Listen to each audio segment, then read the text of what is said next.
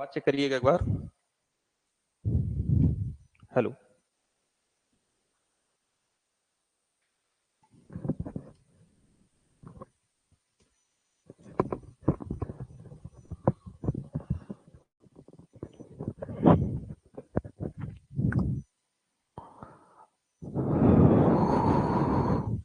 Hello. वाला नहीं सही हुआ क्यों? चलिए शुरू करते हैं हम लोग आज की क्लास। एक एक्ट पढ़ा रहा था एक दिन, वो पूरा नहीं हो पाया था। गौवंश अधिनियम, गौवंश प्रतिषेध अधिनियम। तो आज उसको हम लोग पूरा करेंगे। ओके,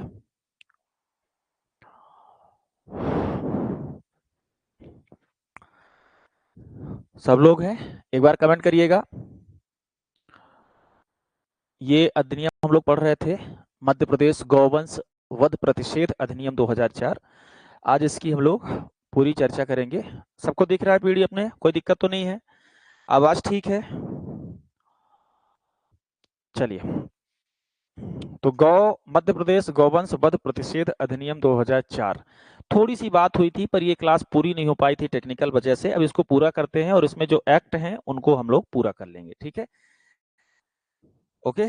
तो गौवंश प्रतिषेध मतलब गौवंश के वध के प्रतिषेध के लिए यह अधिनियम 2004 में लाया गया।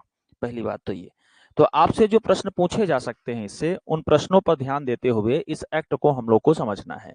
पहली बात तो ये अधिनियम का जो नाम है वो क्या है? मध्य प्रदेश गौवंश प्रतिषेध अधिनियम 2004। मूल एक्ट की कॉपी आप लोग वेबसाइट से डाउनलोड कर सकते हैं, मैं भेज भी सकता हूं आप लोग को, देख लीजिएगा बाद में। कुछ चीजें हैं जो नोट कर लीजिएगा, वो ज्यादा जरूरी रहेगा। ठीक है ना, नोट्स बनाना ज्यादा जरूरी रहेगा, तो नोट्स बनाते चलिएगा।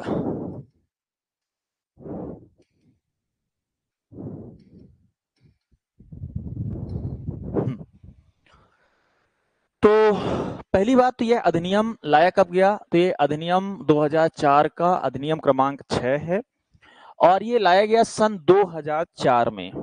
कब लाया गया? 2004 में। ठीक, दिनांक 26 मार्च 2004 को राज्यपाल की अनुमति प्राप्त हुई। तो इसकी अनुमति कब प्राप्त हुई? 26 मार्च 2004 को राज्यपाल की अनुमति प्राप्त होती है। 26 मार्च 2004 को राज्यपाल जब इस अनुमति प्राप्त हुई तो उस समय के मध्य प्रदेश के जो राज्यपाल थे वो राम प्रकाश गुप्ता जी थे। राम प्रकाश गुप्ता। ठीक, ये एक अलग फैक्ट है, इसको ध्यान से समझिएगा, लिख भी लीजिएगा। राम प्रकाश गुप्त राज्यपाल थे। इन्होंने 26 मार्च 2004 को मध्य प्रदेश गौवंश वध प्रतिषेध अधिनियम को मंजूरी प्रदान की। ठीक है, अनुमति दी, अनुमति दी। इस समय मुख्यमंत्री जिनके प्रयास से यह अधिनियम लाया गया वो थी सुश्री उमा भारती। सुश्री उमा भारती। तो उमा भारती वो पहली मध्य प्रदेश की एकमात्र महिला मुख्यमंत्री। इनके प्रयास से ही लाया गया क्या? मध्य प्रदेश गौवंश वध प्रतिषेध अधिनियम 2004। ठीक है, तो ये आपसे पूछा जा सकता है प्रश्न कि 26 मार्च 2004 को जब राज्यपाल की अनुमति प्राप्त हुई तो उस समय राज्यपाल कौन थे मध्य प्रदेश के? तो राज्यपाल थे राम प्रकाश गुप्त। ठीक है, और इस समय मुख्यमंत्री कौन थे? तो सुश्री उमा भारती। ठीक, दिनांक 29 मार्च 2004 को पहली बार इसको प्रकाशित किया गया, गजट पे, राजपत्र पे प्रकाशित किया गया दिनांक 29 मार्च 2004 को। तो ये दो डेट याद रखना है। पहली डेट क्या है? 26 मार्च 2004, राज्यपाल को, राज्यपाल की अनुमति। ठीक, राज्यपाल की अनुमति प्राप्त हुई। ठीक है, दूसरी डेट क्या है? दूसरी डेट है 29 मार्च 2004 को पहली बार इसको राजपत्र में प्रकाशित किया गया, अर्थात राजपत्रित किया गया 29 मार्च 2004 को। ठीक है, क्या हो गया है? आप लोग कमेंट करिएगा जरा, कहां पे करप्ट हो गई है क्लास, मैं भी एक बार देखूं।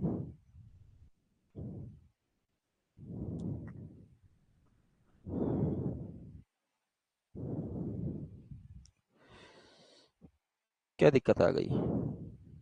क्या प्रॉब्लम आ गई? हाँ, दिखा तो नहीं रहा है लाइव क्लास में। हाँ, कोई दिक्कत है क्या? ठीक तो है। किसी को नहीं दिख रहा होगा तो उनके यहाँ नेट कमजोर होगा, तो एक बार नेट को दोबारा से ओपन करके देखिएगा, चालू हो जाएगा। बाकी तो ठीक है, कोई दिक्कत नहीं है। ठीक है, तो ये एक बार ऐसे कमेंट कर दिया करें आप लोग। ओके, ठीक चल रही है, चलिए बढ़िया है, कोई दिक्कत नहीं है। तो देखिए, ये 2 डेट याद रखना है, ये 2 व्यक्ति याद रखना है। अब आगे पढ़ते हैं हम लोग। ठीक है, इतनी बात हो गई।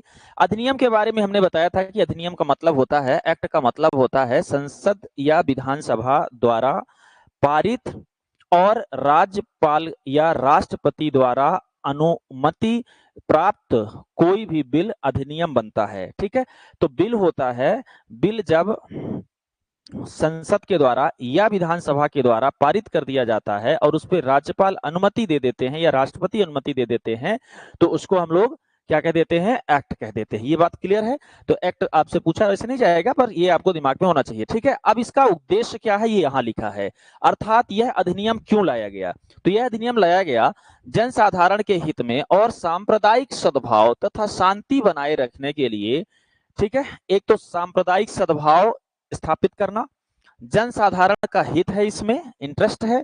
ठीक है ना, पब्लिक इंटरेस्ट के लिए लाया गया। ये बात सत्य निकलेगी यदि कहा जाए कि गौवंश वध प्रतिषेध अधिनियम क्यों लाया गया, तो जनसाधारण के हित में है, सांप्रदायिक सद्भाव स्थापित करेगा, शांति बनाए रखना रखेगा। ये इसका उद्देश्य है, शांति बनाए रखेंगे। क्योंकि गाय जो है वो हमारे यहाँ क्या है, गाय एक सांप्रदायिक मामला हो जाता है, गाय एक धार्मिक मामला हो जाता है। तो गाय को बचाने के लिए, गाय की हत्या को बचाने के लिए यदि यह प्रयास किया गया है तो उससे शांति स्थापित होगी, उससे क्या जनसाधारण में शांति स्थापित होगी और सांप्रदायिक सद्भाव स्थापित होगा। ठीक है, इसके लिए लाया गया। तो ये उद्देश्य है, तो कभी उद्देश्यों में ये लिखा रहे तो ये सही है। ठीक है, आगे चलते हैं। सब इसी एक्ट से ही काम हो जाएगा, मूल अधिनियम हम लोग पढ़ लेंगे तो इससे ही काम हो जाएगा। बाकी चीजें जो फैक्चुअल होगी इसमें हम लोग ऐड करते चलेंगे। ठीक है, जैसे ये हमने ऐड कर लिया।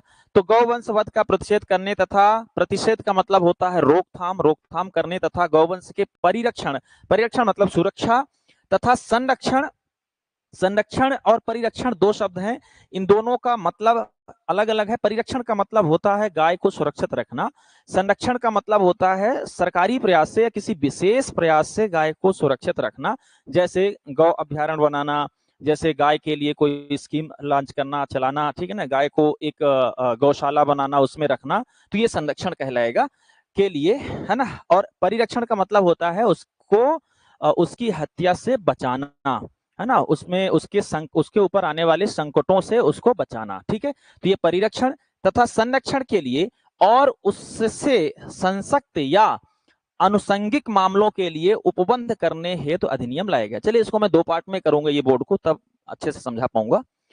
चलिए इसको, यहाँ पे कुछ शब्द हैं, इन शब्दों को समझते चलिए, और ऐसे जो 3-4 अधिनियम है तो हम लोग मूल अधिनियम से इसको पूरा करेंगे। ठीक है, हाँ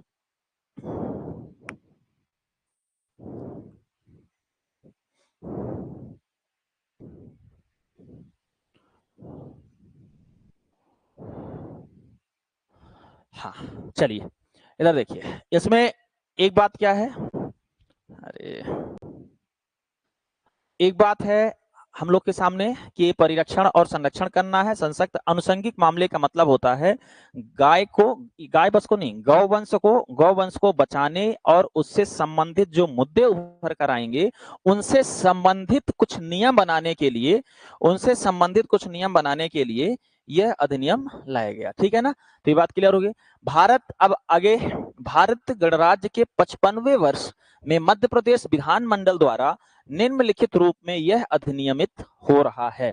तो एक और बात लिखिए इसमें, भारतीय गणराज्य के 55वें वर्ष, यह अधिनियम कब लाया गया? भारतीय गणराज्य के 55वें वर्ष। भारतीय गणराज्य के 55वें वर्ष का मतलब होता है यह, चूंकि यह अधिनियम 2004 में आया और हमारा भारत जो है गणराज्य बना 1950 में, 26 जनवरी 1950 को गणराज्य बना। तो 26 जनवरी 1950 से 2004 का जो डिस्टेंस है, अंतराल है, ईयर है, वो 55 वर्ष का है। तो यह कहा जाता है कि यह अधिनियम लाया गया भारतीय गणराज्य के 55वें वर्ष। ठीक है, तो भारतीय गणराज्य के 55वें वर्ष इस अधिनियम को स्थापित किया गया। ओके, बन जाएगा, कोई दिक्कत तो नहीं। आगे चलते हैं। अब आते हैं इसमें जो धाराएं हैं, तो धाराओं के बारे में बात कर लेते हैं। अधिनियम में जो कुछ होते हैं, एक्ट में जो अनुच्छेद होते हैं उनको सेक्शन या धारा बोलते हैं। तो धारा के बारे में बात करते हैं तो देखिए, धारा एक, पहले पूरी धारा हम लोग समझते हैं। धारा एक, संक्षिप्त नाम, विस्तार और प्रारंभ। ठीक है, धारा एक हो गया संक्षिप्त नाम, विस्तार और प्रारंभ। फिर आते हैं हम लोग धारा दो। धारा दो, धारा दो में यहीं पे परिभाषाएं। ठीक है, धारा दो परिभाषाएं। धारा तीन, धारा तीन में पशु चिकित्सा अधिकारी की नियुक्ति। धारा चार, गौवंश के वध का प्रतिषेध। आप इसकी लिस्टिंग कर लीजिएगा, ठीक है, जैसे जैसे मैं बोल रहा हूं। धारा पांच, गौ मांस रखने और उसके परिवहन का प्रतिषेध। धारा 6, वध के लिए गौवंश के परिवहन पर प्रतिषेध।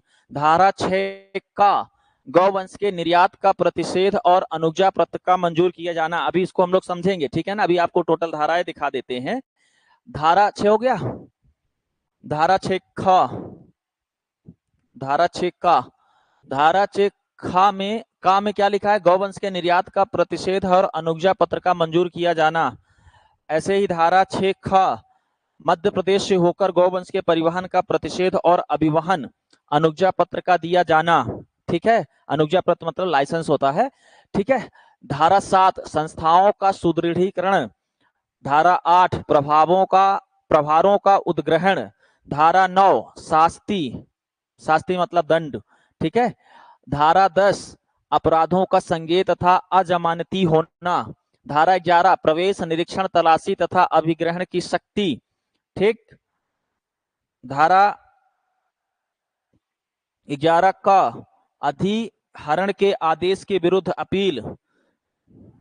ये सब मैं समझाई दे रहा हूं, अभी परेशान नहीं होना है। अभी पूरी धारा एक बार देख लेते हैं। धारा 11 ख, अपील प्राधिकारी के आदेश के विरुद्ध सेशन न्यायालय के समक्ष पुनरीक्षण। धारा 12 कहां गई, धारा 12, पुनर्वास। धारा 12 का, अवगृहित गौवंश का पोषण। ठीक है, अब कहां कहां आपसे प्रश्न पूछा जा सकता है उसके लिए थोड़ा सा वेट करेंगे। धारा 13, सद्भावना पूर्वक की गई कार्यवाही का संरक्षण। धारा 13 का, सबूत का भार अभियुक्त पर होगा। धारा 14, इस अधिनियम के अधीन शक्तियों को प्रयोग में लाने वाले अधिकारी लोक सेवक समझे जाएंगे। धारा 15, अधिनियम का अध्यारोही प्रभाव होना। धारा 16, कठिनाई दूर करने की शक्ति। धारा 17, नियम बनाने की शक्ति। और धारा 18, निरसन तथा व्यावृत्ति। किसी को इंग्लिश वर्जन चाहिए तो वो अवेलेबल है, मिल जाएगा, पढ़ दूंगा, कोई दिक्कत नहीं है। यहां से यह बताना उद्देश्य था कि इस अधिनियम में टोटल 18 धाराएं हैं। ठीक है, अधिनियम को हालांकि 2010 में पहली बार, 2019 में दूसरी बार और 2024 में तीसरी बार, 3 बार इस अधिनियम में संशोधन किया जा चुका है। ठीक, तो उन संशोधन अधिनियमों को भी हम लोग लास्ट में पढ़ लेंगे। फिलहाल अभी जो पढ़ना है इनके बारे में थोड़ा सा समझना है। ठीक है, इतनी बात क्लियर। तो यहां से कुछ फैक्चुअल जानकारी ले लेते हैं। 2010 में संशोधन किया गया, 2019 में संशोधन किया गया, 2024 में अभी हाल ही में संशोधन किया गया। ठीक है, और इसमें जो कुल धाराएं हैं वो कितनी हो गई, कुल धाराएं हो गई इसमें 18। ठीक, 18 धाराओं वाला, 18 सेक्शंस वाला यह अधिनियम हम लोग पढ़ने जा रहे हैं। किसी को दिक्कत होगी तो बताइएगा। आइए आगे चलते हैं, धारा 1 में आते हैं।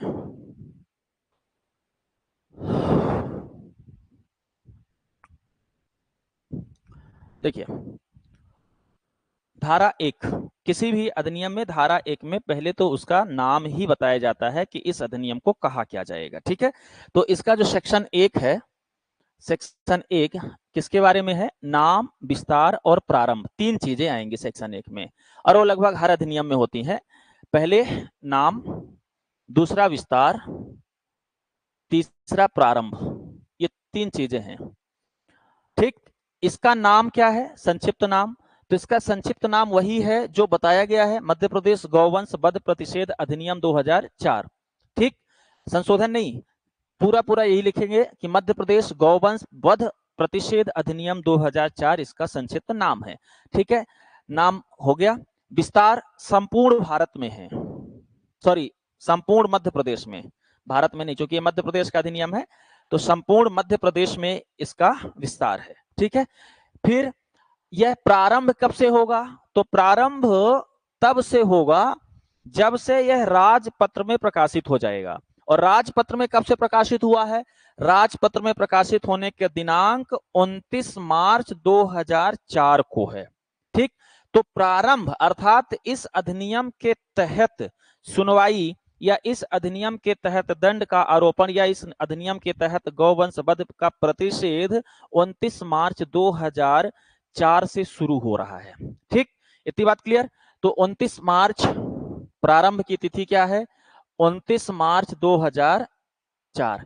ठीक है, अब इसमें जो एक दूसरी तिथि है 26 मार्च, उस दिन राज्यपाल की अनुमति हुई थी, लेकिन प्रारंभ की तिथि हमको यहां दिया गया है। क्या लिखा है? यह मध्य प्रदेश राजपत्र में इसके प्रकाशन की तारीख से प्रवृत्त होगा। प्रवृत्त, प्रारंभ को प्रवृत्त होना बोलते हैं, प्रारंभ को प्रवर्तन बोलते हैं, प्रारंभ को इन्फोर्समेंट बोलते हैं इंग्लिश में, तो इन्फोर्समेंट हो रहा है। प्रारंभ को इम्प्लीमेंटेशन भी बोल देते हैं, प्रवर्तन है ना, लागू होना। तो ये कोई भी शब्द आए, उस शब्द के लिए आपको 29 मार्च 2004 ही लगाना है। ओके, इतनी बात क्लियर हो गई। धारा 1 क्लियर। धारा 1 में 3 चीजें, नाम, विस्तार और प्रारंभ। नाम गौवंश मध्य प्रदेश गौवंश वध प्रतिषेध अधिनियम 2004, विस्तार संपूर्ण मध्य प्रदेश, और प्रारंभ 29 मार्च 2004 से। तो आपसे पूछा जाएगा कि मध्य प्रदेश गौवंश वध प्रतिषेध अधिनियम की प्रवर्तन की तारीख क्या है, या प्रवर्तन की तिथि क्या है, या किस तिथि से प्रवृत्त हुआ, तो आप बताएंगे 29 मार्च 2004 से। ओके, चलिए आगे चलते हैं। इतनी बात क्लियर हो गई। आते हैं धारा 2 में, सेक्शन 2।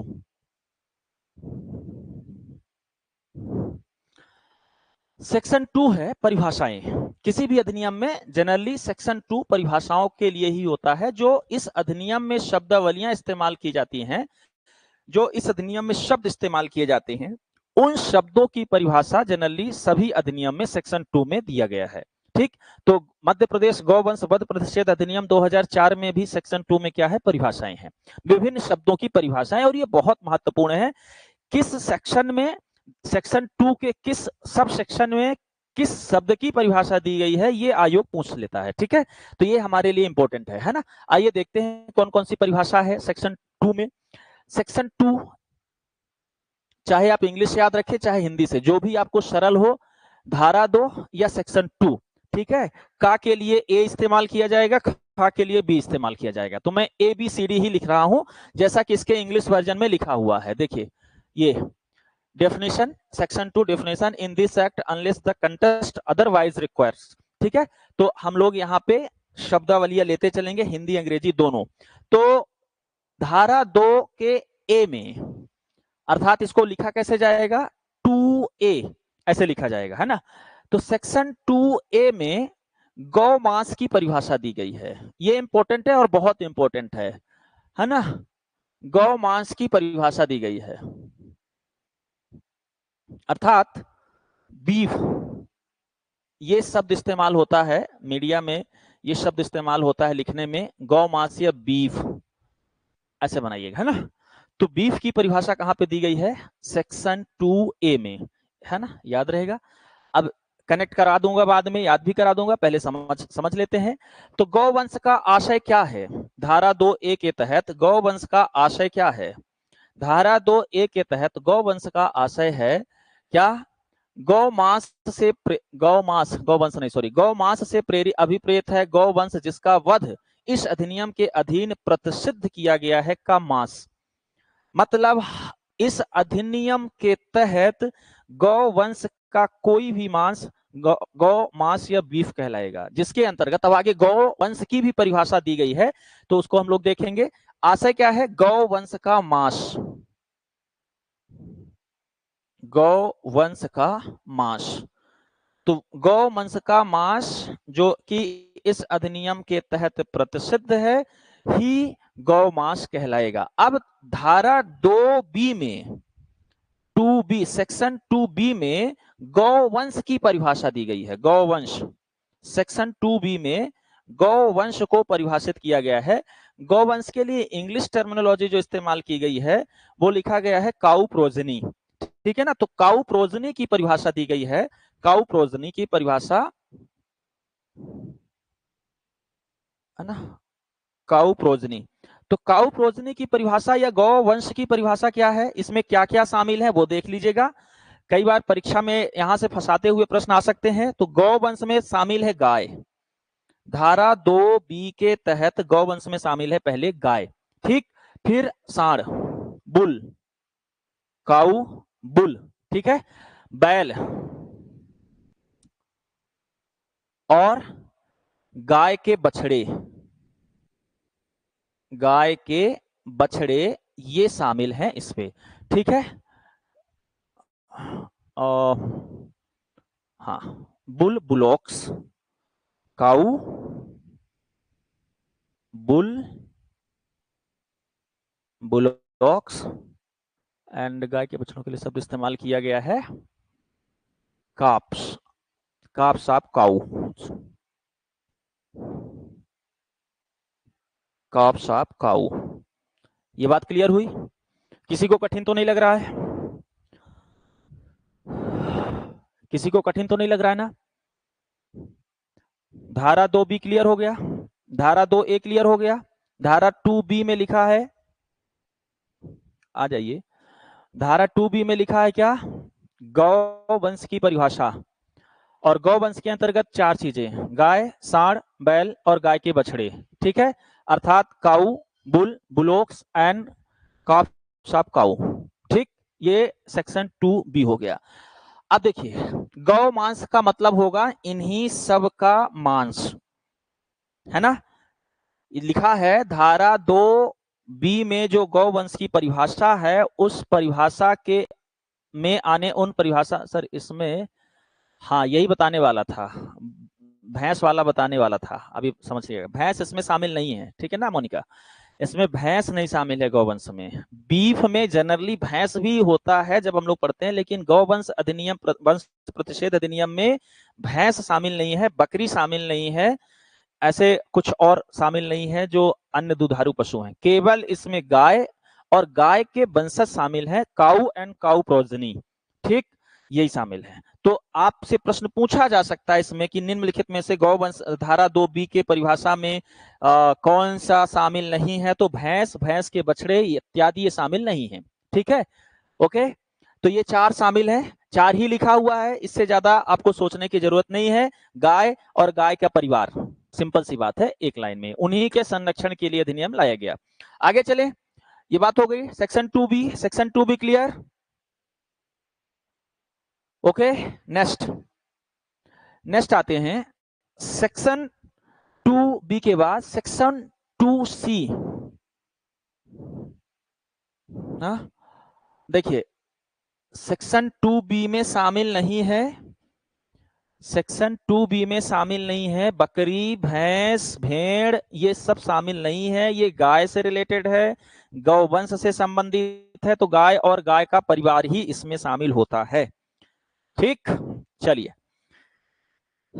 अब देखिए 2C, धाराओं का नाम मैं इंग्लिश में ही लिख रहा हूं, आप इसको धारा 2गा भी कह सकते हैं, ठीक है, पर 2C ही लिख रहा हूं। एक लिंकेज है, उस लिंकेज के बाद मैं आपको याद करवा दूंगा। तो सेक्शन 2C में लिखा है सक्षम प्राधिकारी, सक्षम प्राधिकारी की परिभाषा, अर्थात इस अधिनियम में जो अपराध होंगे उन अपराधों के निवारण के लिए, निराकरण के लिए, विचार के लिए सक्षम प्राधिकारी कौन होगा, उसकी परिभाषा जो है धारा 2C में लिखा है कंपिटेंट अथॉरिटी, इंग्लिश में इसको बोलेंगे कंपिटेंट अथॉरिटी,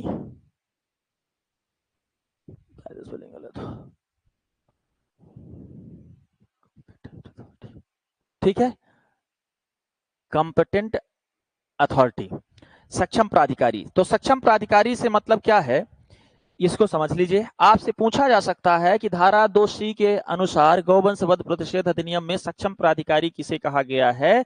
तो पहली बात तो सक्षम प्राधिकारी कोई भी व्यक्ति जिसे राज्य सरकार सक्षम प्राधिकारी की नियुक्ति या सक्षम प्राधिकारी की घोषणा, सक्षम प्राधिकारी बनाने का काम कौन करेगा? राज्य सरकार। चूंकि मध्य प्रदेश राज्य का अधिनियम है तो राज्य सरकार द्वारा अधिसूचना से, अर्थात डायरेक्ट नियुक्ति नहीं होती है। कोई ऐसा सक्षम अधिकारी पहले से सरकारी अधिकारी के तौर पर नियुक्त होगा, उसको एक नोटिफिकेशन देकर के सक्षम अधिकारी बनाया जाएगा। ये मतलब होता है अधिसूचना से, राज्य सरकार द्वारा अधिसूचना से किसी स्थानीय क्षेत्र में किसी क्षेत्र विशेष के लिए जहां पे ऐसा कोई मामला आएगा, जहां पे ऐसा कोई प्रकरण आएगा, उस क्षेत्र विशेष के लिए ठीक है, क्षेत्र विशेष के लिए संबंधित कार्यों को करने हेतु संबंधित कार्य क्या होंगे? छानबीन, पहचान करना, एफआईआर वगैरह करना, वहां निरीक्षण करना, इंस्पेक्शन करना, यही सारे काम होंगे। संबंधित कार्यों को करने हेतु क्या करेगा? नियुक्त किया जाएगा। ठीक है, नियुक्त किया जाएगा।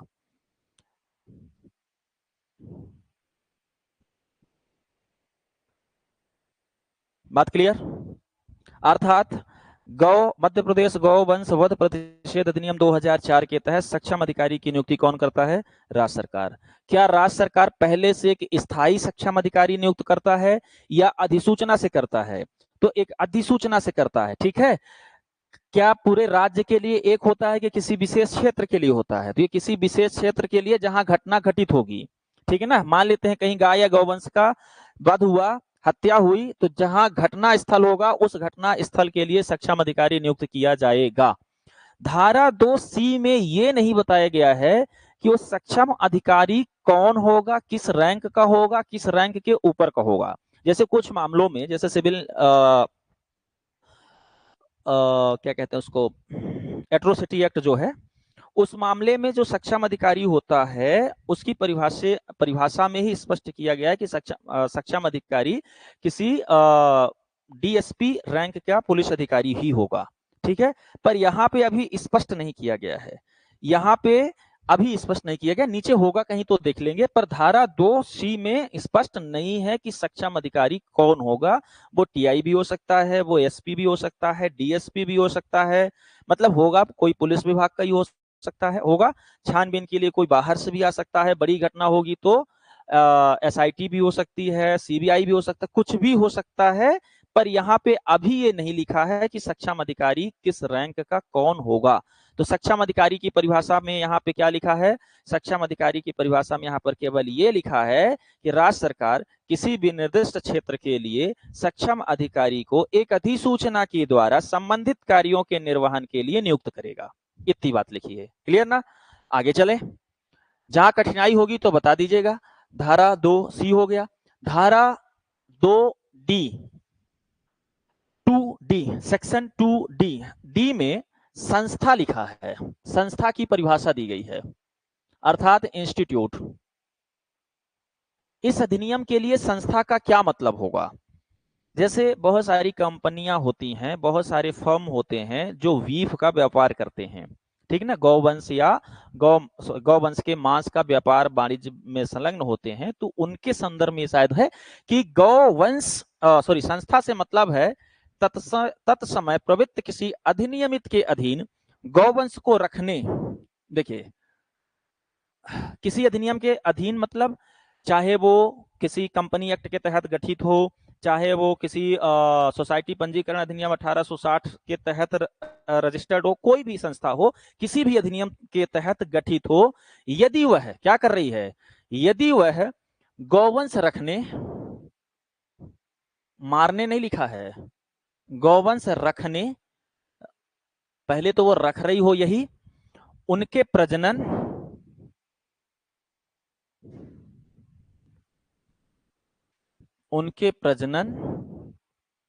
भरण पोषण देखभाल, भरण पोषण, आगे बूढ़े और रोगी गौवंश को ग्रहण करने और रोगी गौवंश को ग्रहण करने, उनका संरक्षण करने, देखभाल करने, यहां पे संस्था का ये मतलब है देखभाल करने, उपचार करने दूसरे मामले में है। ठीक है, संस्था से मतलब है, यहाँ पे थोड़ा समझ के लिखिएगा, यहाँ पे संस्था का मतलब है कोई भी ऐसी संस्था किसी भी अधिनियम के तहत गठित की गई हो जो गौवंश को रखती हो, उनका प्रजनन कराती हो, उनका भरण पोषण करती हो, बूढ़े और रोगी गौवंश को ग्रहण करती हो, अर्थात बूढ़ी गाय या बूढ़े गौवंश को रखते हो, उनके संरक्षण को करते हैं, उनका देखभाल करते हैं, उनका उपचार करने से संबंधित कोई भी कार्य कर रहे हैं तो क्या कहलाएंगे, वो संस्था कहलाएंगे। ठीक है ना, यहाँ विपणन वाणिज्य वाला नहीं है, यहाँ पे गाय के संरक्षण वाला है। ठीक है, बन जाएगा। तो संस्था से आशय कोई भी ऐसी संस्था जो यह सब काम करने के लिए किसी भी अधिनियम के तहत गठित हुई हो। इसकी परिभाषा किसमें दी गई है, धारा 2D में दी गई है। ठीक है, आपसे प्रश्न सिंपल सा पूछा जा सकता है, बहुत ज्यादा जटिल सवाल नहीं होंगे, सिर्फ इतना सवाल यदि इससे होगा तो ये पूछा जा सकता है कि किस धारा में ऐसी संस्थाओं की परिभाषा दी गई है जो गौवंश के संरक्षण से संबंधित हैं। तो धारा 2D में परिभाषा दी गई है। ठीक है, ओके, चलते हैं आगे। सेक्शन 2E अर्थात धारा 2 अंग, ये इंपॉर्टेंट धारा है। इसमें गौवंश वध की परिभाषा दी गई, वध की परिभाषा दी गई है ना, इसमें वध की परिभाषा दी गई है।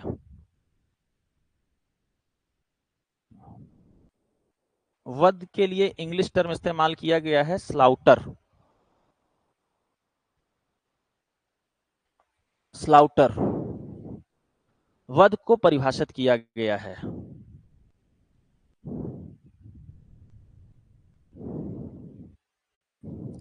ठीक, धारा 2E है ना, धारा 2 अंगा, पांचवी धारा 2 की, पांचवा सब सेक्शन 2 का, इसमें वध से मतलब है किसी भी वध से अभिप्रेत है किसी भी पद्धति से, मतलब चाहे पद्धति कुछ भी हो, एक तो पद्धति की चर्चा की गई है, चाहे वह कुछ भी हो, किसी भी पद्धति से हत्या करना, उसमें इस प्रकार अंगहीन करना, किसी भी पद्धति से उसकी हत्या करना। जैसे पद्धति को इसलिए लिख दिया गया है कि चाहे जिस भी तरीके से मारा गया हो गाय या गौवंश को, वह हत्या करना ही कहलाएगा। ठीक है ना, पद्धति चाहे जो भी हो, हत्या करना, ठीक है, अंगहीन करना मतलब अंग विच्छेदन करना, कोई खास अंग काटना, शारीरिक चोट पहुंचाना,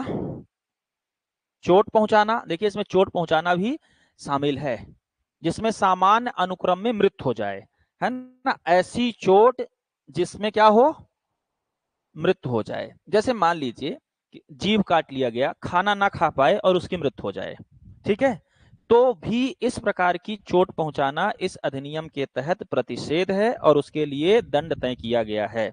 ठीक है, तो क्या है, किसी भी पद्धति से हत्या करना, अंग विच्छेदन करना, कोई भी अंग को नुकसान पहुंचाना और उसको इस प्रकार से चोट पहुंचाना कि उसकी धीरे धीरे अनुक्रमिक रूप से मृत्यु हो जाए, इस क्रियाकलाप को वध समझा जाएगा।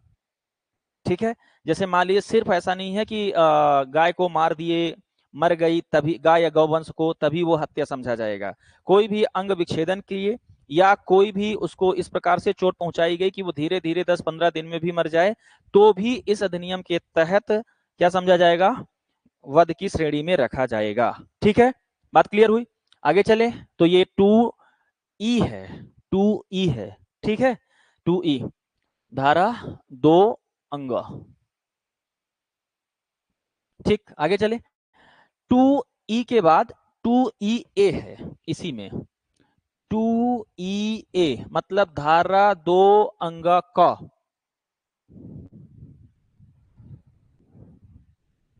ए नहीं बल्कि बी लिखिएगा, इंग्लिश में बी लिखा है ना, लिखना हालांकि ए ही चाहिए था पर इंग्लिश में बी लिखा है तो हम लोग इंग्लिश में लिख लेते हैं बी। ठीक है। सेक्शन 2E(b)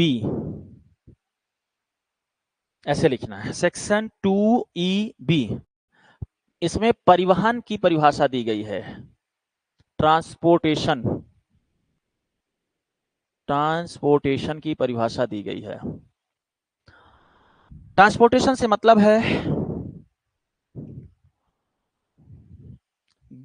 ट्रांसपोर्टेशन से मतलब है गाय को एक जगह से दूसरी जगह तक ले जाना, सिंपल सी मतलब है, गाय या गाय के वंशज को एक जगह से दूसरे जगह तक ले जाना, लेकिन उसमें ऐसा कोई प्रयोजन ना सम्मिलित हो जो कृषि के लिए हो या विपणन के लिए हो, जिसमें उसका आशय ये ना हो कि गाय को हत्या करने के लिए ले जाया जा रहा है या गाय को नुकसान पहुंचाने के लिए ले जाया जा रहा है। उस प्रकार के परिवहन को यहाँ पे शामिल नहीं किया गया है। यहाँ पे उस प्रकार के परिवहन को शामिल किया गया है जिसमें गाय को नुकसान पहुंचाने के लिए या गौवंश की हत्या करने के लिए उसको एक जगह से दूसरे जगह तक ले जाया जा रहा हो। तो ट्रांसपोर्टेशन से आशय इस प्रकार के ट्रांसपोर्टेशन से है जो गाय को सा आशय उसके वध करने, उसको नुकसान पहुंचाने, उसको चोट पहुंचाने, उसका अंग विच्छेदन करने या उसकी हत्या करने के लिए एक जगह से दूसरी जगह तक ले जाया जा रहा हो। ठीक है, तो उसको हम लोग क्या कहेंगे, परिवहन कहेंगे। समझ गए क्या? चाहे वह किसी वाहन से ले जाया जा रहा हो, चाहे वह पैदल ले जाया जा रहा हो, चाहे वो अन्य किसी भी विधि से एक जगह से दूसरी जगह तक ले जाया जा रहा हो। तो क्या मतलब समझे आप? इसमें परिवहन में क्या शामिल नहीं है और क्या शामिल है, समझ लीजिए। प्रश्न शामिल नहीं है कृषि कार्य के लिए एक दूसरे से एक जगह से दूसरे जगह तक ले जाना, ये शामिल नहीं है। इस परिवहन की परिभाषा यहाँ पे नहीं दी गई है। ठीक है, मतलब आप बैल को खेती कार्य या कृषि कार्य के लिए एक जगह से दूसरे जगह तक ले जा रहे हैं पैदल या किसी यान के माध्यम से, तो इस यहाँ पे उससे आशय नहीं है। ठीक है, किसी कृषि संबंधित कार्य, कृषि या कृषि से संबंधित कार्य, आनुषंगिक का मतलब होता है जुड़ा हुआ या से संबंधित, संबंधित कार्य के लिए यदि ले जा रहे हैं तो इस प्रकार का परिवहन इसमें शामिल नहीं है। ठीक है, परिवहन इसमें किस प्रकार के परिवहन की डेफिनेशन दी गई है? कृषि या कृषि से संबंधित अन्य, कृषि या कृषि के अलावा अन्य कार्यों जिसमें यह आशय शामिल हो कि गाय की हत्या हो सकती है, गाय को नुकसान, गाय या गौवंश को नुकसान पहुंच सकती है, उसके लिए यदि परिवहन हो रहा है तो वो शामिल है। ठीक है ना, तो यहाँ पे आशय समझा जाए किसका? वध का आशय। ठीक है, जब वध का आशय हो उस आशय से यहाँ पे परिभाषा दी गई है, चाहे वह किसी यान अर्थात व्हीकल, वाहन से ले जाया जाए, चाहे वह किस पैदल ले जाया जाए, उसको परिवहन ही माना जाएगा। ठीक है, आप लोग जानते हैं कि यह समस्या हमारे देश में ऐसी है कि गाय या गौवंश से संबंधित जो पशु होते हैं उनको एक जगह से दूसरे जगह तक, है ना, बूचड़ खाने आदि में ले जाया जाता है, जहां पे उनके अंग विच्छेदन किए जाते हैं, उनका काटा जाता है, मांस निकाली जाती है, हड्डी निकाली जाती है। उस आशय से यदि कोई ले जा रहा है तो उसको हम यहाँ पे परिवहन मानेंगे। ठीक, तो इसका मतलब इस आशय से किया गया परिवहन निषिद्ध होगा। ठीक है, इस अधिनियम के तहत। और यदि इस आशय से कोई परिवहन हो रहा है तो उसमें जो संलग्न व्यक्ति होंगे, जो संलग्न वाहन होंगे, उनको भी जब्त किया जा सकेगा। ठीक है, ये बात यहाँ पे समझाना चाहेंगे इसमें। ठीक, बात क्लियर हो गई? 2E क्लियर हो गया, ट्रांसपोर्टेशन। आते आते हैं आगे है 2EB क्लियर हुआ है अभी। एक सेकंड, ये 2EA ही था, सॉरी, थोड़ा सा यहाँ पे कंफ्यूजन हुआ है, ये 2EA ही है। वही कहूं कि गलत कैसे लिखेंगे, 2EA ही लिखिएगा, इसको थोड़ा सुधार लीजिएगा। 2EB आगे है ना। 2EB में ट्रांसपोर्टर की परिभाषा दी गई है, यहाँ पे किसकी परिभाषा दी गई है? ट्रांसपोर्ट की परिभाषा दी गई है। आगे लिखिएगा 2EB, ट्रांसपोर्टर किसे कहा जाएगा? ट्रांसपोर्टर अर्थात जो परिवहन करेगा, हिंदी में उसके लिए परिवाहक लिखा होगा, परिवाहक। क्या? परिवहन करता, लेकिन शब्द इस्तेमाल है परिवाहक। परिवाहक किसे समझा जाएगा? अर्थात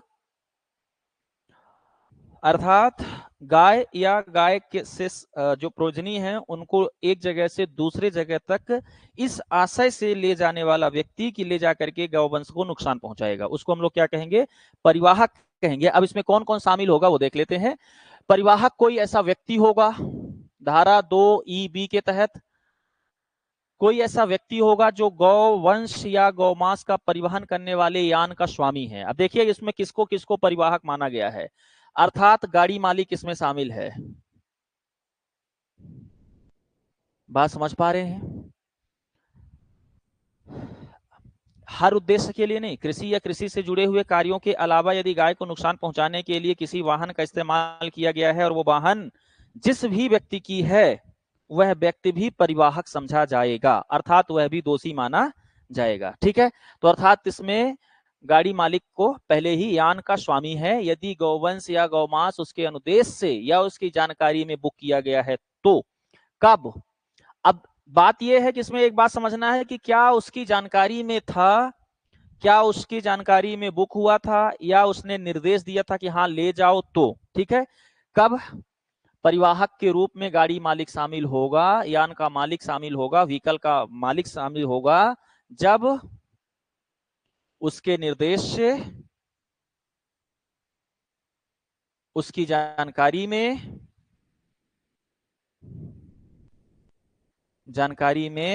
गौवंश एवं गौमांस का परिवहन किया जाना बुक सुनिश्चित किया गया हो या परिवहन किया जा रहा हो। अब रही बात कि साबित कैसे करेंगे कि मेरी जानकारी में नहीं था या मेरी जानकारी में था, तो ये साबित करने का जो दायित्व होगा वो गाड़ी मालिक का ही होगा कि वह साबित करे कि हमारी जानकारी में गाड़ी नहीं गई थी, हमने नहीं बुक किया था। ये कोर्ट में साबित करने का काम व्हीकल के मालिक का होगा। ठीक है ना, क्योंकि ऐसे मामलों में निश्चित रूप से दोष उसका भी है जिसका यान लगा है। तो एक बात क्लियर हो गई। अब आपसे पूछा जाए कि परिवाहक के रूप में गाड़ी मालिक शामिल होगा, ये कथन सत्य है कि नहीं सत्य है? तो परिवाहक के रूप में यान का मालिक जो है वो शामिल होगा जब उसकी जानकारी में या उसके निर्देश में गौवंश या गौमांस का परिवहन हो रहा हो। लेकिन हर बार नहीं। गौवंश परिवहन का मतलब यहाँ पे वही है जो यहाँ पे हम लोगों ने धारा 2A में समझा है। बिल्कुल बिल्कुल ठीक है।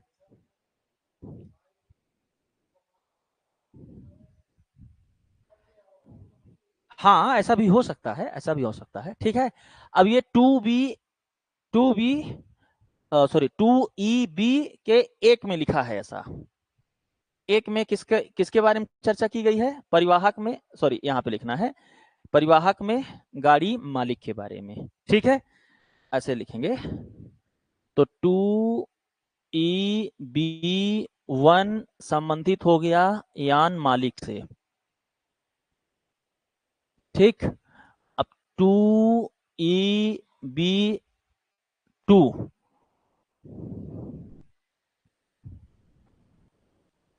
अब पढ़ लीजिए, भूलने की चिंता मत करिएगा, ये भूलेगा नहीं। मैं इसको एक संक्षिप्त वे में भी पढ़ा दूंगा, पहले एक बार पढ़ लीजिए इसको। ठीक है ना, क्योंकि ये अभी अभी संशोधित हुआ है, चर्चा में रहा है, तो एक प्रश्न तो इससे आएगा ही आएगा। 4 अधिनियम है शायद आपके उसमें, एक ये है, एक अनुसूचित जनजाति है, एक पर्यावरण है और पेशा है ना। तो इन 4 अधिनियमों से 4 प्रश्न तो नहीं आएंगे, तय हैं, प्रश्न 2 ही आएंगे जहां तक संभावित है। तो उनमें से मुझे लग रहा है कि एक इससे और एक पेशा से तो कम से कम बनना ही बनना है, पर पढ़ना तो पूरा पड़ेगा, है ना। तो 2E(b) के 2 में लिखा है, जो गौवंश या गौमांस का परिवहन करने वाले यान का तत्समय प्रभारी तथा उसका सहायक होगा। अर्थात वह व्यक्ति भी परिवाहक माना जाएगा, व्यक्ति जो उस समय परिवहन का प्रभारी होगा, मतलब गाड़ी का उस समय जो मालिक होगा या गाड़ी में उस समय जो होगा परिवहन का प्रभारी या सहायक होगा। अर्थात इसमें संलग्न ड्राइवर वगैरह भी आ जाएंगे। ठीक है, ड्राइवर या कोई हेल्पर या कुछ ऐसा व्यक्ति जो उस गाड़ी में हो, जो परिवहन इधर उधर करा रहा हो, तो वो भी इसमें शामिल हो जाएंगे। ठीक है, क्लियर? अब 2AB3, ठीक है, इसमें किसको माना गया है? इसमें जो गौवंश तथा गौमांस का परिवहन करने वाली परिवहन कंपनी का तत्समय प्रभारी है, यदि बुकिंग उसके अनुदेश या उसके जानकारी में हो, कोई ट्रांसपोर्ट कंपनी, ठीक है ना, वो इसमें शामिल है। ठीक है, पढ़ रहे हैं तो पूरा ही पढ़िए। ट्रांसपोर्ट कंपनी का मालिक वो भी तब जब उसके जानकारी में यह परिवहन हो रहा हो, उसके जानकारी में यह परिवहन हो रहा हो। ठीक है, 2EB2 में 2EB3 में 3 लोग हो गए परिवाहक, एक गाड़ी मालिक, एक गाड़ी में उस समय बैठा व्यक्ति ड्राइवर या सहायक, एक ट्रांसपोर्ट का मालिक, यदि उसके अनुदेश या उसकी जानकारी में गाड़ी में गौमांस या गौवंश इस आशय से लिया जा रहा है कि उसकी हत्या होगी। ठीक है, चौथा, हाँ सब आ गए, ऑनर भी आ गया, ड्राइवर भी आ गया, हेल्पर भी आ गया, कंपनी, यदि मान लेते हैं ट्रांसपोर्ट कंपनी किसी की है, बहुत सारी ट्रांसपोर्ट कंपनी होती है वो ले जाती है, तो वो भी शामिल हो जाएगा। ठीक है, 2EB4, 2EB4 जो किसी परिवहन फर्म का भागीदारी है, अर्थात ट्रांसपोर्ट फर्म से जुड़ा कोई व्यक्ति, ट्रांसपोर्ट फर्म का पार्टनर, मतलब यही कंपनी में यदि कोई पार्टनर है वो भी समझा जाएगा। ट्रांसपोर्ट फर्म का पार्टनर यदि उसके जानकारी में यह परिवहन हो रहा है तो, सिंपल सी भाषा में समझे तो 4 लोगों को इसमें परिवाहक या ट्रांसपोर्टर माना गया है। ठीक है, पहला वो व्यक्ति जिसकी गाड़ी है, दूसरा वह व्यक्ति जो गाड़ी चला रहा है या कंडक्टरी कर रहा है, तीसरा वो व्यक्ति जो ट्रांसपोर्टर है, चौथा वो व्यक्ति जो किसी ट्रांसपोर्टर कंपनी के साथ पार्टनर है। सब शामिल हो गए, पर इसमें 2 कंडीशन लगाई गई है। क्या कंडीशन लगाई गई है? इसमें कंडीशन लगाई गई है कि उनके जानकारी में या उनके अनुदेश से बुक किया गया है। तो यदि वो यह साबित कर, एक्सीडेंट के मामले में भी ऐसा ही होता है, यदि वो साबित कर देते हैं कि हमारे जानकारी में ये नहीं था, तो वो बरी हो सकते हैं। ठीक, ये बात क्लियर हो गई। चलें आगे, धारा 2E क्लियर हुआ। अब आते हैं आगे, धारा 2E के बाद F, चा को EF कहेंगे। देखिए एक बार फिर से रिपीट करते हैं, धारा 2E में वध की परिभाषा दी थी। ठीक है, सभी प्रकार की हत्या, अंग विच्छेदन या हत्या तक पहुंचाना वध कहलाएगा। धारा 2E में परिवहन की परिभाषा दी गई है, किसी भी प्रकार का परिवहन जो इस आशय से हो, या गौमांस का परिवहन हो, यदि गौवंश का परिवहन हो तो इस आशय से हो कि उसको नुकसान पहुंचाने के लिए ले जाएगा रहा। धारा 2EB में 4 लोग हैं, है ना, अर्थात 4 सब सेक्शन हो गए, जिसमें किसकी परिभाषा दी गई है? परिवाहक की परिभाषा दी, ट्रांसपोर्टर की परिभाषा दी है। गाड़ी मालिक, ड्राइवर, हेल्पर, है ना, तो गाड़ी मालिक आ जाएगा 2EB1 में, ड्राइवर हेल्पर एक साथ रहते हैं, गाड़ी पर उस समय जो रहते हैं वो हो जाएंगे 2EB2 में। ठीक है, ट्रांसपोर्ट कंपनी का मालिक 2EB3 में। ठीक है, और ट्रांसपोर्ट कंपनी का पार्टनर 2EB4 में। बात क्लियर हो गया? इतना काम हो जाएगा। अब देखिए हमारे यहाँ क्या होता है, अब ऐसे याद करिएगा, एक कंपनी है डिजिटल ईबे, कौन सी कंपनी है? ईबे, है ना, ईबे कंपनी है, ये ऑनलाइन सामान यहाँ से वहां भिजवाती है। ठीक है, ए जगह से बी जगह तक भिजवाने का काम कौन करती है? ईबे। यहां से आप लोग याद रखेंगे कि ये धारा EB जो है वो किससे रिलेटेड है? परिवाहकों से रिलेटेड है, भिजवाने वाले कंपनी से रिलेटेड है। ठीक है, बस ऐसे कुछ चीजें हैं, अभी लास्ट में मैं एक बार रिवाइज करा दूंगा, परेशान होने की जरूरत नहीं है। आगे बढ़े, अब आता है 2F, ई के बाद F, section 2F। Section 2F में पशु चिकित्सा अधिकारी की परिभाषा दी गई है। वेटनरी डॉक्टर, पशु चिकित्सा अधिकारी, हाँ डॉक्टर ही है ना, हाँ चिकित्सा अधिकारी, पशु चिकित्सा अधिकारी की परिभाषा दी गई है F में। वेटनरी ऑफिसर लिखा है इंग्लिश में, वेटनरी ऑफिसर।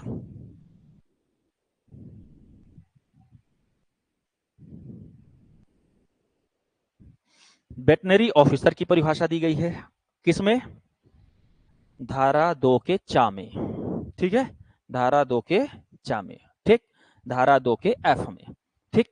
अब देखिए पशु चिकित्सा अधिकारी या वेटनरी ऑफिसर कौन होगा, से अभिप्रेत है धारा 3 के अधीन पशु चिकित्सक के रूप में नियुक्त किया गया कोई व्यक्ति, ठीक है। परिभाषा यही दी गई है लेकिन उसकी नियुक्ति कहां होगी, धारा 3 के तहत होगी। अर्थात वह व्यक्ति जिसकी धारा 3, इसी अधिनियम के धारा 3 के तहत वह व्यक्ति, वह पर्सन जिसकी नियुक्ति धारा 3 के तहत नियुक्त कोई व्यक्ति, बस इतने पढ़ना है आपको। आपसे कहा जाए कि धारा 3(4) में क्या, धारा 2(f) में क्या लिखा है, तो पशु चिकित्सा अधिकारी या वेटनरी ऑफिसर की परिभाषा लिखी है। क्या हो, कौन होगा वह व्यक्ति जो पशु चिकित्सा अधिकारी के रूप में समझा जाएगा, तो वह व्यक्ति जिसकी नियुक्ति इसी अधिनियम के धारा 3 के तहत की जाएगी। अब धारा 3 ही पढ़ना है हम लोग को 6 के बाद, है ना। 2G, F के बाद जी आता है ना, हाँ 2G अर्थात 2(6), यहां यान या व्हीकल की परिभाषा दी गई है, ठीक। किसी भी अधिनियम में जब यान की परिभाषा दी जाती है, स्थल की परिभाषा दी जाती है, तो वहां पे हमेशा क्या, जल, भूमि, जल, वायु मार्ग से उपयोग में लाए गए यांत्रिक या हस्तचलित वाहन, कोई भी ऐसा वाहन जो भूमि में चलता हो या जल में चलता हो या वायु में चलता हो, यांत्रिक हो, मैकेनिकल हो या हस्तचलित हो, किसी भी प्रकार का कोई भी वाहन है जो गौ मांस के परिवहन या गौ वंश के परिवहन में लगा हुआ है, उसको यान समझा जाएगा, ठीक है। इसमें बैलगाड़ी भी शामिल है, इसमें हवाई जहाज भी शामिल है, इसमें जल जहाज भी शामिल है, और इसमें सामान्य ट्रक, टैक्सी, गाड़ी, ये जितनी भी चलती हैं ये सब शामिल हैं, ठीक है। तो आपसे प्रश्न पूछा जाए कि क्या गौवंश इस अधिनियम के तहत हवाई जहाज को यान में शामिल किया गया है कि नहीं किया गया है, तो किया गया है। जल जहाज को शामिल किया गया है कि नहीं किया गया है ना। टैक्सी शामिल है कि नहीं, यदि उस काम में लगी हुई है टैक्सी तो शामिल है, ठीक है, क्लियर, उसको यान समझा जाएगा। अब धारा 2 क्लियर हुआ, ठीक है। इसका मतलब धारा 2 के अंतर्गत कुल कितनी, 7, टोटल 7 जो हैं वो सब धाराएं हैं, बन जाएगा। और जिसमें क्या लिखा है, परिभाषाएं लिखी हैं, तो परिभाषाएं क्लियर। इसका मतलब हमारे अधिनियम में किन किन चीजों की परिभाषा दी गई है, यान की, पशु चिकित्सा अधिकारी की, ट्रांसपोर्टर की, परिवहन की, वध की, है ना, संस्था की, सक्षम अधिकारी की, गौमांस की और गौवंश की, ठीक है। इतने चीजों की परिभाषा धारा 2 में दी गई है। अब आते हैं धारा 3।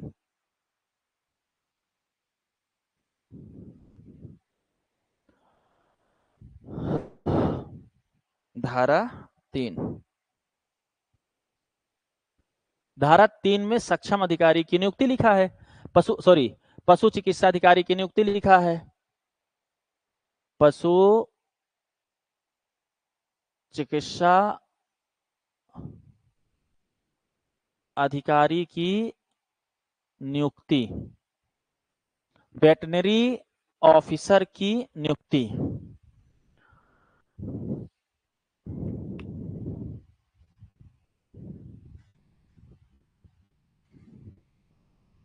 ठीक है। नियुक्ति कौन करेगा, नियुक्ति करेगा आयुक्त सह संचालक। तो यहाँ पे पशु चिकित्सा अधिकारी की नियुक्तिकर्ता कौन होगा, आयुक्त सह संचालक,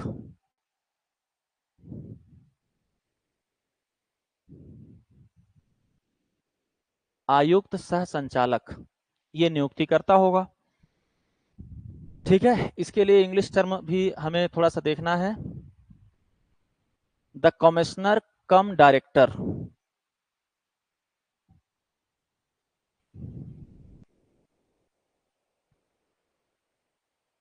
कमिश्नर कम डायरेक्टर, ये कहाँ का होगा?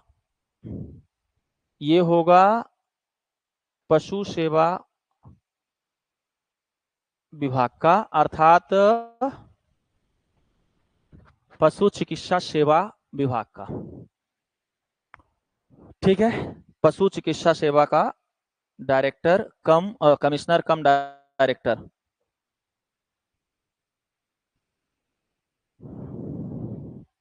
ठीक है, ये बात क्लियर हुई। पहली लाइन में क्लियर हो गया कि पशु चिकित्सा अधिकारी की नियुक्ति कौन करेगा? आयुक्त शासन संचालक करेगा। किसका? पशु सेवा चिकित्सा विभाग मध्य प्रदेश शासन का। ठीक है, अब नियुक्तिकर्ता तो हो गया, किसी व्यक्ति को विशेष आदेश द्वारा कैसे नियुक्त करेगा? विशेष आदेश द्वारा, अर्थात इसके नियुक्ति के लिए विशेष आदेश देगा। आदेश देने वाला आयुक्त सह संचालक पशु चिकित्सा सेवा मध्य प्रदेश शासन। ठीक है, किसी इस अधिनियम के प्रयोजन के लिए नियुक्ति क्यों की जाएगी? नियुक्ति का उद्देश्य क्या होगा? अधिनियम का प्रयोजन।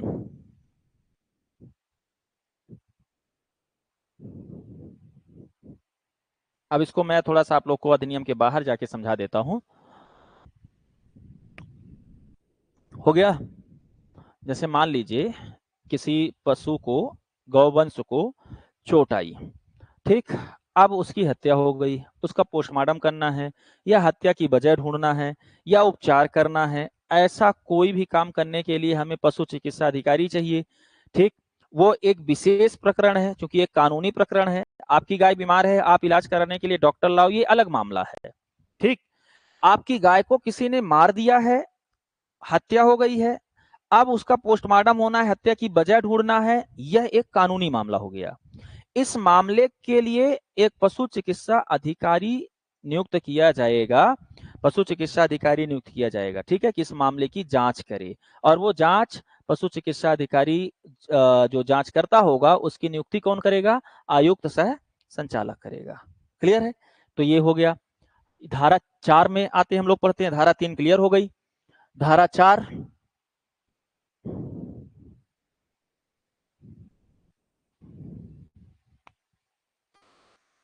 धारा 4 सेक्शन 4, सेक्शन 4 में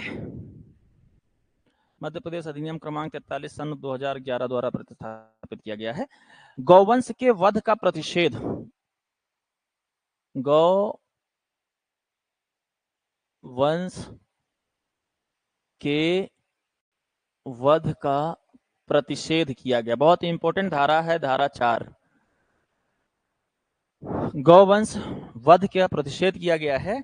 इसको 2011 में संशोधित करके यहाँ पे रखा गया है। 2010 में संशोधित किया गया, 11 में अभी संशोधन पढ़ेंगे तो समझ लेंगे क्या किया गया है। ठीक है, गौवंश के वध का प्रतिषेध किस धारा में किया गया है इस अधिनियम के? तो धारा 4 में किया गया है। धारा 4 में कहा गया है, कोई भी व्यक्ति किन्हीं भी साधनों से किसी गौवंश का ना तो वध करेगा, ना वध करवाएगा, और ना तो उन्हें वध के लिए देगा, और ना ही उन्हें वध के लिए दिलवाएगा। अर्थात कोई भी व्यक्ति किसी भी साधन द्वारा गौवंश की हत्या नहीं करेगा, वध नहीं करेगा। वध की परिभाषा दी जा चुकी है। ठीक है, ना वध के लिए, ना वध करवाएगा, ना वध के लिए किसी पशु को देगा, ना दिलवाएगा। ठीक है, जैसे मान लीजिए कोई बूचड़ खाने से गाय खरीदने आया और आप एजेंट बने हुए कि चलो मैं गांव में गाय दिलवाता हूं आपको, तो आप भी इस धारा के तहत गौवंश के हत्यारे समझे जाएंगे। ठीक है, तो ना देंगे ना दिलवाएंगे, ये सब प्रतिषेध किया गया है। अब आपसे पूछा जाए कि क्या धारा 4 में दंड का भी प्रावधान है? दंड का प्रावधान धारा 4 में नहीं है। धारा 4 में सिर्फ प्रतिषेध किया गया है।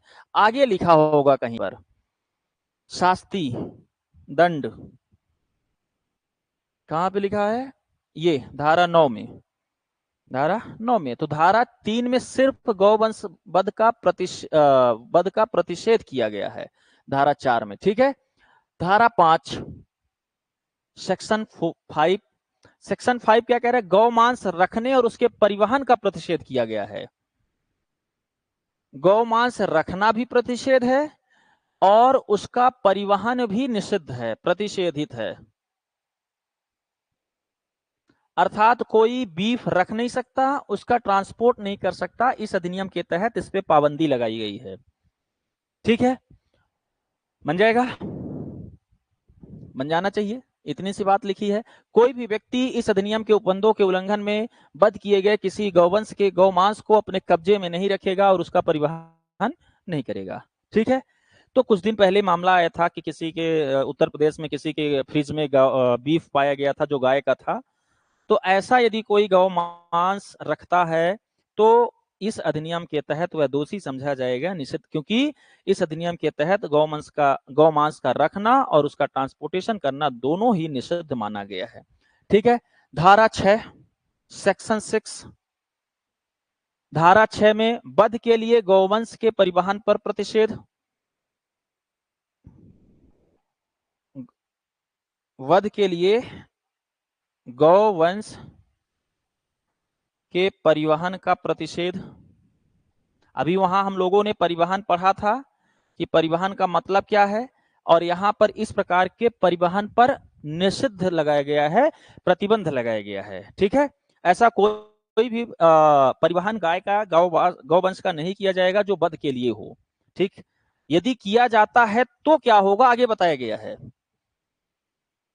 आगे बताया गया। चूंकि धारा 4 में गौवंश के वध का प्रतिषेध है तो निश्चित रूप से प्रतिषेध तभी प्रतिषेध माना जाएगा जब उसके लिए कोई शास्ति हो, जब उसके लिए कोई दंड हो, है ना, कोई पनिशमेंट हो। तो पनिशमेंट धारा 9 में दिया गया है, अभी हम लोग पढ़ेंगे। धारा 6 क्लियर हुआ।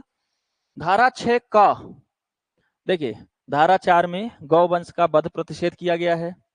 धारा 5 में गौ मांस का परिवहन और गौ मांस का संरक्षण अर्थात उसको सुरक्षित घर में रखना, संग्रह करना और उसका परिवहन करना प्रतिषेध किया गया है। धारा 6 में वध के लिए गौवंश को नहीं, गौवंश को एक जगह से दूसरी जगह तक ले जाना निषिद्ध किया गया है। तो 4, 5, 6, ठीक है, पहले में वध नहीं होगा। ठीक, दूसरे में गौमांस को रखेंगे नहीं और उसका परिवहन नहीं करेंगे। ठीक है, तीसरे में गाय या गाय के किसी भी वंशज को वध के लिए एक जगह से दूसरे जगह तक ले नहीं जाएंगे। 4, 5, 6 क्लियर हो गया। आगे आते हैं 6 का। धारा 6 प्रतिषेध मतलब प्रतिबंध लगाया गया है ना, पाबंदी लगाई गई है, निषेध किया गया है, नहीं ले जाना है। ठीक है, यदि ले जाते हैं तो दंड दिया जाएगा। ठीक है, ऐसा है। 6 का गौवंश के निर्यात का प्रतिषेध, गौवंश के निर्यात मतलब होता है एक देश से दूसरे देश में ले जाना, एक्सपोर्ट करना, है ना। गौवंश के निर्यात का प्रतिषेध और अनुज्ञा पत्र का मंजूर किया जाना। अनुज्ञा पत्र बोलते हैं लाइसेंस को, लाइसेंस को मंजूर किया जाना।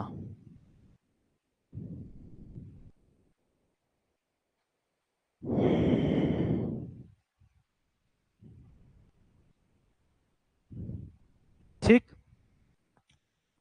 देखिए, कोई भी व्यक्ति जिसमें परिवाहक भी शामिल है, ठीक है, कोई एजेंट भी शामिल है, कोई कंपनी भी शामिल है, कोई एक्सपोर्टर भी शामिल है, सब शामिल है। कोई भी व्यक्ति क्या नहीं करेगा, गौवंश का निर्यात नहीं करेगा, पहली बात। ठीक है, अर्थात इस आशय से गाय या गाय के वंशजों का एक्सपोर्ट नहीं होगा। पहले ही लाइन में क्या कर दिया गया है, निषिद्ध कर दिया गया है, प्रतिबंध। दूसरे लाइन में लिखा गया है यदि आवश्यक है तो उसके लिए लाइसेंस लेना जरूरी है। बात क्लियर। अर्थात इसमें हम लोग कह सकते हैं कि अनुज्ञा पत्र या लाइसेंस जरूरी है। में यथा उपबंधित अनुज्ञा पत्र के बिना राज्य के किसी स्थान से राज्य के बाहर के किसी स्थान को निर्यात नहीं करेगा या निर्यात नहीं करवाएगा।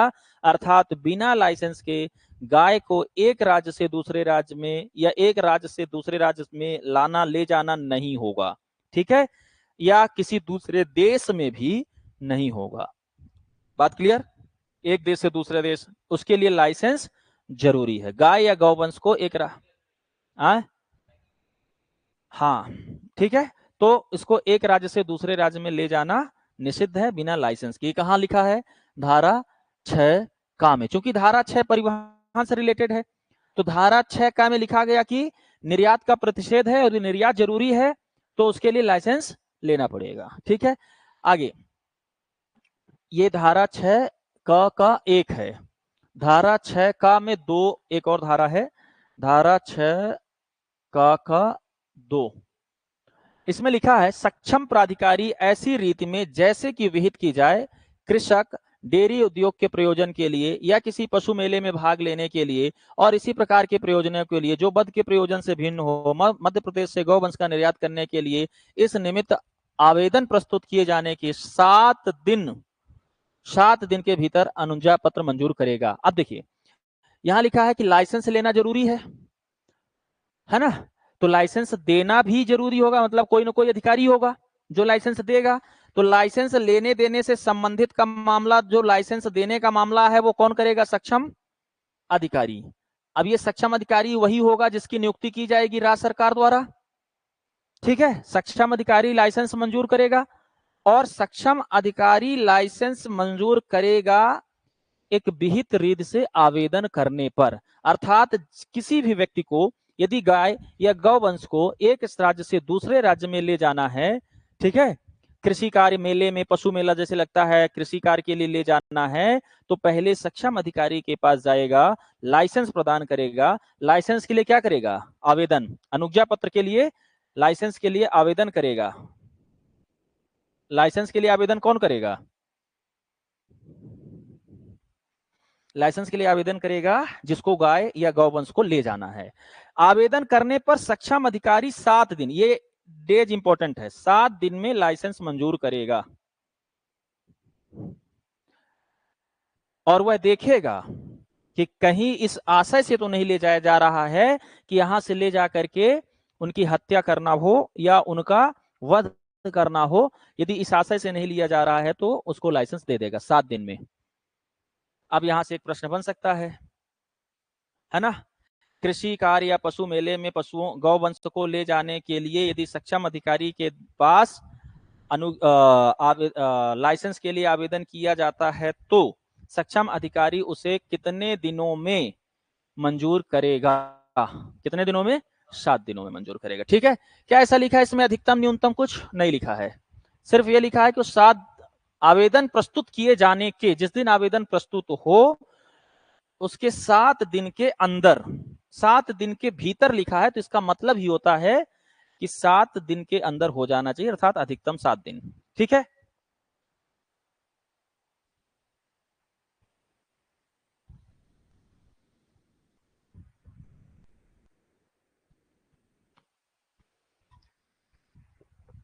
आप लोग भी चाय पियेंगे?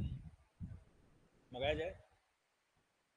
मंगा देते हैं ना, कोई दिक्कत नहीं, आ जाएगी चाय। चले आगे चले।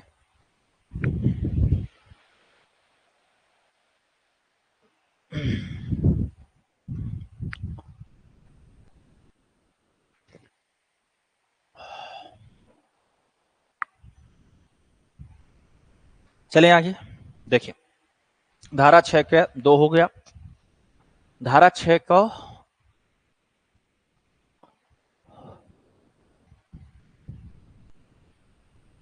धारा 6 का 2 हम लोगों ने पढ़ा, ठीक है ना। धारा 6 का 3 भी है, यहां लिखा है, बहुत बड़ा नहीं है, बहुत इंपॉर्टेंट नहीं है, पर ये इंपॉर्टेंट है, ध्यान दीजिएगा। धारा 6 का 3 अर्थात 6A का 3rd धारा ये कह रहा है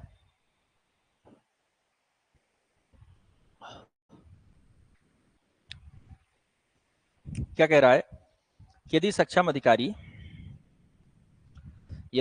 अधिकारी 7 दिन के अंदर लाइसेंस नहीं देता या नामंजूर कर देता है तो पीड़ित व्यक्ति जिसने आवेदन किया था वह क्या करेगा?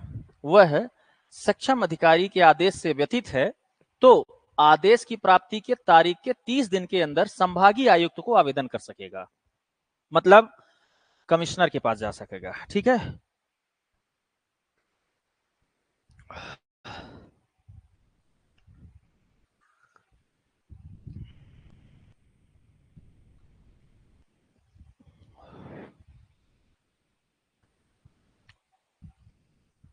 देखिए, धारा 6(2) के अधीन, मतलब ये बात तो वही हो गई जो धारा 6(2) में लिखी है। धारा 6(2) में लिखी है कि 7 दिन के भीतर वो लाइसेंस प्राप्त करेगा। कृषि कार्य के लिए ले जा रहा है या मेले के लिए ले जा रहा है पशुओं को, तो गौवंश को, तो ठीक। यदि सक्षम अधिकारी 7 दिन के अंदर नहीं देता तो आदेश, 7 दिन बीत गए और उसने नामंजूर कर दिया, ठीक है ना, तो आदेश प्राप्ति के कितने दिन के भीतर, 30 दिन, याद रखना है, 30 दिन के भीतर कहां अपील करेगा, अपील नहीं, आवेदन करेगा, एप्लीकेशन करेगा। कहां एप्लीकेशन करेगा, संभागीय आयुक्त के पास जाएगा, ठीक है, डिविजनल कमिश्नर के पास जाएगा।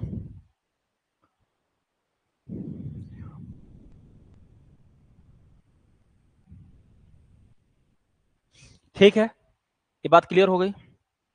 संभागीय आयुक्त के पास जाएगा। पहले कहां गया, सक्षम अधिकारी के पास गया, ठीक है। सक्षम अधिकारी ने क्या किया, रिजेक्ट कर दिया, तो कहां गया, संभागीय आयुक्त के पास गया। संभागीय आयुक्त ने यदि दे दिया अनुमति तो ठीक है, यदि उसने अनुमति नहीं दी तो वह अंतिम समझा जाएगा। संभागीय आयुक्त के किसी भी आदेश के विरुद्ध किसी भी सिविल न्यायालय में प्रश्नगत नहीं किया जाएगा, अर्थात किसी भी सिविल न्यायालय में संभागीय आयुक्त के आदेश को नहीं रखा जाएगा कि हम कोर्ट चले जाएंगे, बस क्लोज हो जाएगा। इसका मतलब ये होता है कि संभागीय आयुक्त समस्त प्रकरणों का जांच करेगा, यदि उसे उचित लगता है तो वह अनुमति देगा, दिलवाएगा सक्षम अधिकारी से। यदि उसे लगता है कि यह मामला ठीक नहीं है तो उसे रिजेक्ट कर देगा, और रिजेक्ट करने के बाद ऊपर जाने की कोई गुंजाइश अब नहीं है, ठीक है। अर्थात संभागीय आयुक्त का निर्णय क्या होगा, हाँ, अंतिम और सर्वमान्य होगा।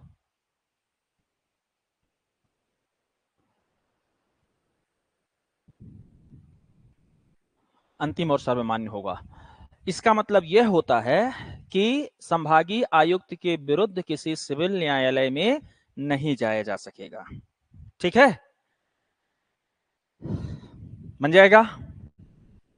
तो धारा 6 का हो गया। धारा 6 का के अंतर्गत 3 है, ठीक है। अभी रिपीट कर देते हैं एक बार फिर से।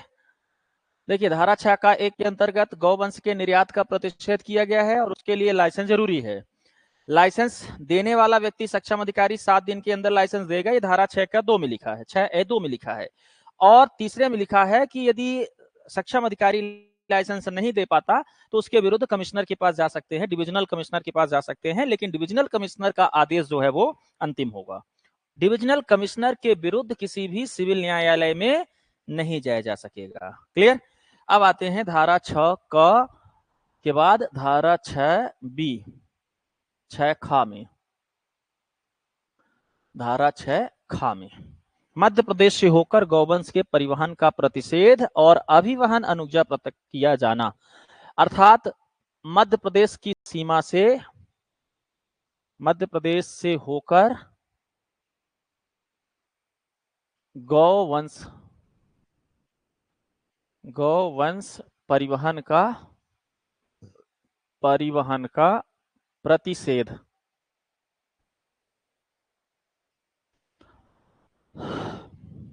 एवं अभिवहन समझा रहा हूं, अभिवहन अनुज्ञा पत्र का दिया जाना।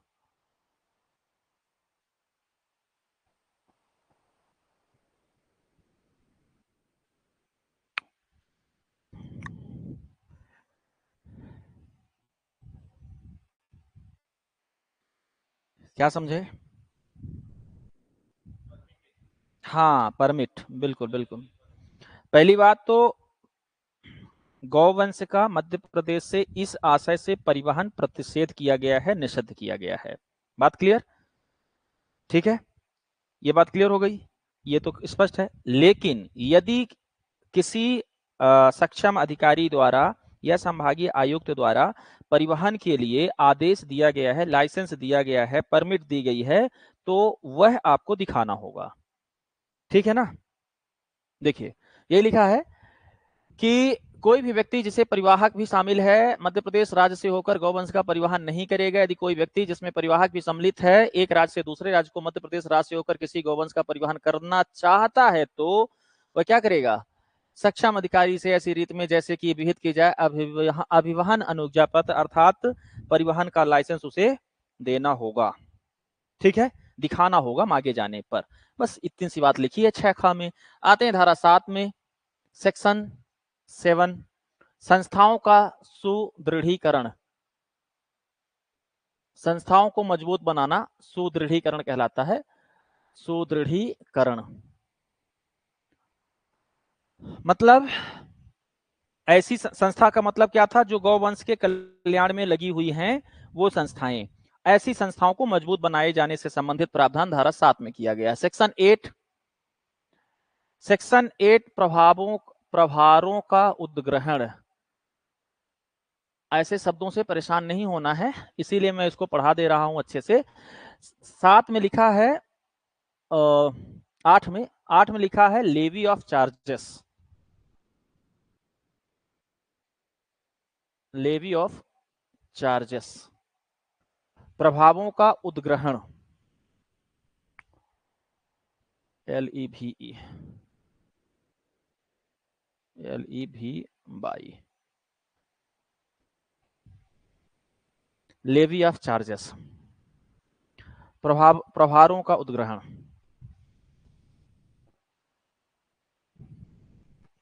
देखिए संस्था का भार साधक व्यक्ति, देखिए लेवी का मतलब होता है जिम्मेदारी।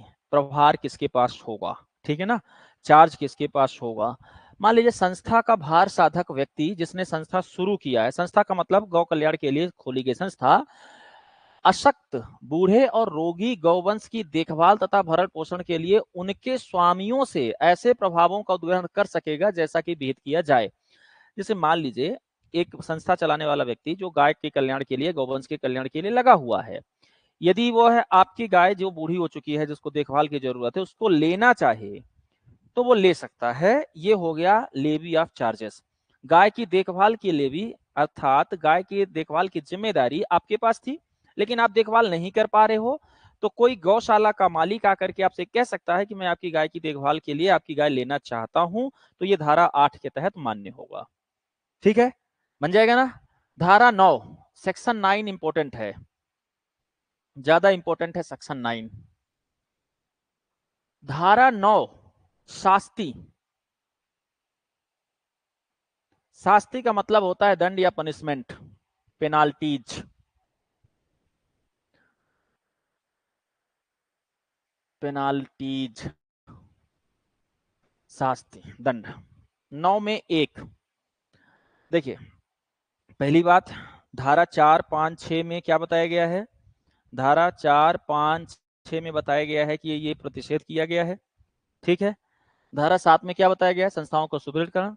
ठीक है, धारा 4, 5, 6 का उल्लंघन करने पर कहीं ना कहीं तो दंड दिया जाएगा, तब तो ये माना जाएगा कि अधिनियम ठीक है ना। तो पहला धारा 9 में लिखा गया है कि हम दंड देंगे। जो कोई धारा 4 के उपबंधों का उल्लंघन करेगा, अर्थात क्या करेगा, गौवध करेगा। ठीक है, धारा 4 में गौवध लिखा है ना, धारा 4 में गौवध लिखा है, गौवध, गौवंश का वध लिखा है।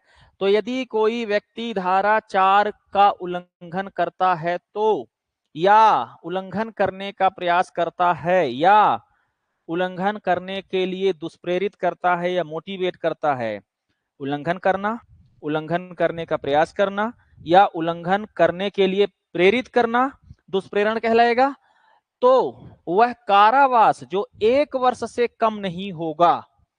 ठीक है, कितने वर्ष का, अर्थात धारा 4 के उल्लंघन पर, धारा 4 याद है ना, गौ वंश वध करने पर या वध करने के प्रयास करने पर या गौ वंश के वध को प्रेरित करने पर। ठीक है, धारा 4 के उल्लंघन पर कितना, वह कारावास जो 1 वर्ष से कम का नहीं होगा। 1 वर्ष से कम का नहीं होगा का मतलब होता है न्यूनतम 1 वर्ष की सजा तय है, 1 वर्ष का कारावास दिया जाएगा, 1 वर्ष का कारावास दिया जाएगा। ठीक है,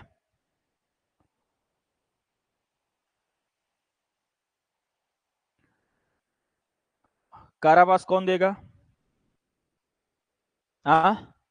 न्यायालय में जाएगा प्रकरण, है ना, तो न्यायालय में। ठीक है, तो न्यूनतम 1 वर्ष का कारावास दिया जाएगा। न्यूनतम की अधिकतम, अब यहाँ पे स्टेटमेंट में घोलमाल हो सकता है। न्यूनतम की अधिकतम, न्यूनतम इसका मतलब ये होता है कि 1 वर्ष से ज्यादा भी दिया जा सकता है। ठीक है, पर कम से कम 1 वर्ष का कारावास से कम नहीं होगा, किंतु जो 7 वर्ष तक हो सकेगा, तो अधिकतम कितना हो सकेगा? अधिकतम 7 वर्ष, अधिकतम 7 वर्ष का कारावास हो सकेगा। ओके, तो अब आपसे पूछा जाएगा कि मध्य प्रदेश गौवंश वध प्रतिषेध अधिनियम 2004 के अनुसार गौवंश का वध करने पर सजा दी जाती है, यह कारावास होता है, न्यूनतम 1 वर्ष से लेकर अधिकतम 7 वर्ष तक। ठीक है, अभी क्या पैसा भी है इसमें कुछ? जो 5,000 जुर्माना कितना है? जो 7 वर्ष तक का हो सकेगा, और जुर्माने से जो 5,000 रुपए से कम नहीं होगा दंडित किया जाएगा। अर्थात ये तो कारावास हो गया, जुर्माना कितना लगाया जाएगा? कितना? न्यूनतम 5,000, जो 5,000 रुपए से कम नहीं होगा। इसका मतलब न्यूनतम 5,000, अधिकतम कुछ भी हो सकता है। अधिकतम की चर्चा नहीं की गई है धारा 9(1) में। जुर्माना लगाया जाएगा न्यूनतम 5,000 रुपए, न्यूनतम 5,000 रुपए का दंड दिया जाएगा। बात क्लियर? एक बार हाँ ना थोड़ा सा आप लोग मैसेज कर दिया करें तो हमें लगे कि हाँ आप लोग देख रहे हैं। अधिकतम यहाँ पे पैसे की सीमा नहीं लिखी है, धारा 9(1) में नहीं लिखी गई है। ठीक है, अब आपसे 2-3 प्रकार के प्रश्न हो सकते हैं। गौवंश प्रतिषेध का उल्लंघन करने पर किस धारा के तहत सजा सुनाई जाती है? धारा 9(1, धारा 9(1। ठीक है, अभी 2 और धाराएं थी ना, उनके बारे में भी बात कर लेते हैं। 5-6 में भी प्रतिषेध है किसी किसी चीज का। 5 में किस चीज का प्रतिषेध है? हमने बताया धारा 4-5-6। तो 5 में किस चीज का? गौ मांस रखने और उसके परिवहन का प्रतिषेध है। तो क्या ये सजा गौ मांस रखने और उसके परिवहन की है? नहीं, ये सजा गौ वंश के वध की है। ठीक है, धारा 5 में है गौ मांस रखने उसके परिवहन, उसके लिए अलग से सजा होगी, देख रहे हैं। धारा 6 में है, 6 में वध के लिए गौवंश का परिवहन का प्रतिषेध है, तो इसके लिए भी कोई अलग सजा होगी। और धारा 6 में है गौवंश के निर्यात का प्रतिषेध और अनुज्ञा पत्र, तो इसके लिए भी कोई, यदि बिना अनुज्ञा पत्र के कोई गौवंश का प्रतिषेध गौवंश का परिचालन कर रहा है, तो परिवहन कर रहा है, तो इसके लिए अलग से सजा होगी। ये वाली जो सजा लिखी है किसके लिए है? वध में 3 चीजें हैं: वध करना, वध करने का प्रयास करना, वध करने के लिए प्रेरित करना। तीनों चीजों पर 1 से 7 साल की सजा और अधिकतम 5,000, न्यूनतम 5,000 रुपए तक का जुर्माना लगाया जा सकेगा। ओके, चलिए आगे चलते हैं। धारा 9(2 सेक्शन 9(2), सेक्शन 9(2) कह रहा है जो धारा 5, 6, 6 का और 6 खा। ठीक है, 5 गौमांस रखना और उसका परिवहन करना। ठीक है, 5 में क्या है? गौमांस रखना और उसका परिवहन करना। 6 में क्या है? 6 में है गौवंश का निर्यात का प्रतिषेध और अनुज्ञा पत्र। और 6 का में क्या है? 6 खा में है मध्य प्रदेश से होकर गौवंश का परिवहन करना। यदि इनका उल्लंघन होता है तो धारा 9(2) के तहत क्या सजा होगी? उल्लंघन करेगा, या उल्लंघन करने का प्रयास करेगा, या उल्लंघन करने के लिए प्रेरित करेगा। तीनों चीजें इसमें, निर्यात को, मध्य प्रदेश से होकर बिना लाइसेंस में ले जाने को, और गौ मांस के रखने को। 3 चीजें हो गई ना। तीनों चीजों का प्रयास करेगा या खुद करेगा या उनके दुष्प्रेरित करेगा उसके लिए, तो क्या सजा दी गई है इसमें? कारावास जो 1 वर्ष से कम नहीं होगा। तो इसमें कारावास कितनी दी गई है? कारावास न्यूनतम 1 वर्ष और अधिकतम 7 वर्ष, ठीक है। और जुर्माना कितना दिया गया, मतलब सेम ही है। जुर्माना कितना दिया गया है? न्यूनतम 5,000 रुपए। अंतर है कि वही है? सेम ही है ना। अर्थात इस अधिनियम के लिए जो शास्ति का प्रबंध किया गया है, जो पेनाल्टी का प्रबंध किया गया है, वो 1 से 7 साल तक का कारावास और न्यूनतम 5,000 रुपए तक का आर्थिक दंड, ठीक है, ये दिया जाएगा किसी भी हालत में। मतलब धारा 4, 5, 6, 6 का 6 खा के उल्लंघन पर जो दंड दिया जा सकता है वो दंड एक ही है, ठीक है। देखिए उसके लिए वही दंड था, न्यूनतम 1 वर्ष का, अधिकतम 7 वर्ष का, न्यूनतम 5,000 का, और इसके लिए भी वही है, ठीक है। इसका मतलब 9(1) और 9(2) में बताया कि ये शास्ति बराबर है, ठीक है, बात क्लियर। हाँ, अलग से चर्चा इसलिए कर दी गई है कि दोनों मामले अलग अलग हैं। अब अलग अलग हो, जैसे हत्या कर दिया, ठीक, तो हो सकता है कि न्यूनतम 1 साल की ही सजा दे, सॉरी, हो सकता है कि उसको 7 साल की सजा दे दे, लेकिन यदि वो संचालन में, परिवहन में शामिल है तो हो सकता है कि 1 ही साल की सजा दे। ये निर्भर करेगा मामले की गंभीरता पर। हाँ हाँ बिल्कुल, तो वो उसकी गंभीरता पर निर्भर करेगा। बन जाएगा। धारा 9 क्लियर हुआ, धारा 9(1) क्लियर हुआ, धारा 9(2) क्लियर हुआ। 9(1) और 9(2) में बताई गई दोनों चीजें सेम है, ठीक है। अब आते हैं धारा 10, सेक्शन 10। सेक्शन 10 क्या कह रहा है? अपराधों का संज्ञेय तथा अजमानती होना। इस अधिनियम के तहत जो अपराध किए जाएंगे वो क्या होंगे? संज्ञेय, मतलब समझाता हूं, और अजमानती होंगे।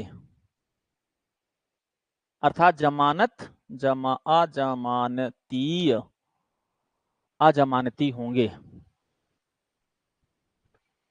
कॉन्जिबल,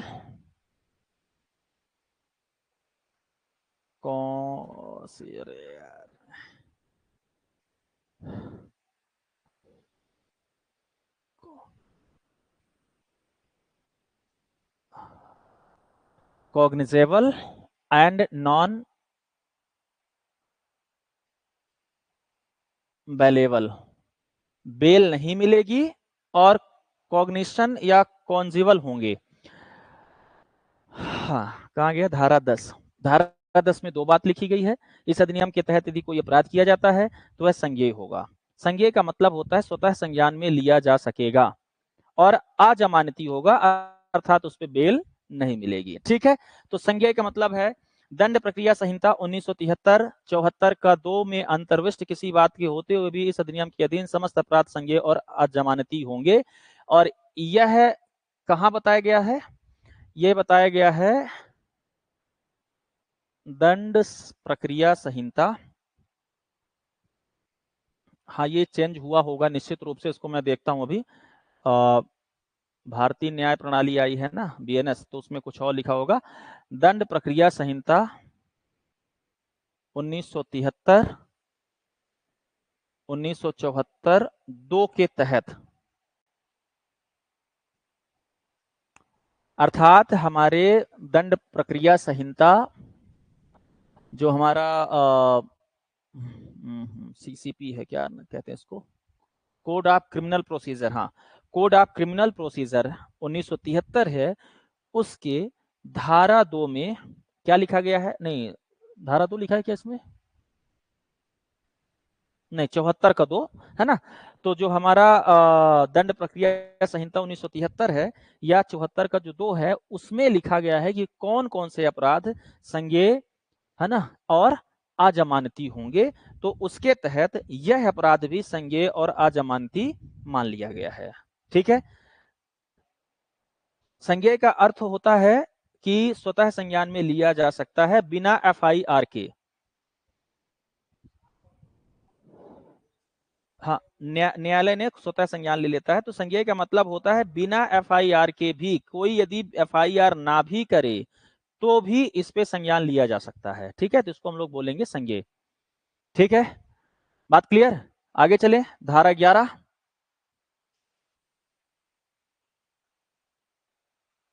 सेक्शन 11। सेक्शन 11 क्या कहता है? प्रवेश, निरीक्षण, तलाशी और अभिग्रहण की शक्ति। 11(1), 11(2), 11(3) इसमें बताया गया है। हाँ, इसमें क्या क्या लिखा है? 11(1) में एक तो लिखा है प्रवेश, दूसरा लिखा है निरीक्षण, तीसरा लिखा है तलाशी और चौथा लिखा है अभिग्रहण।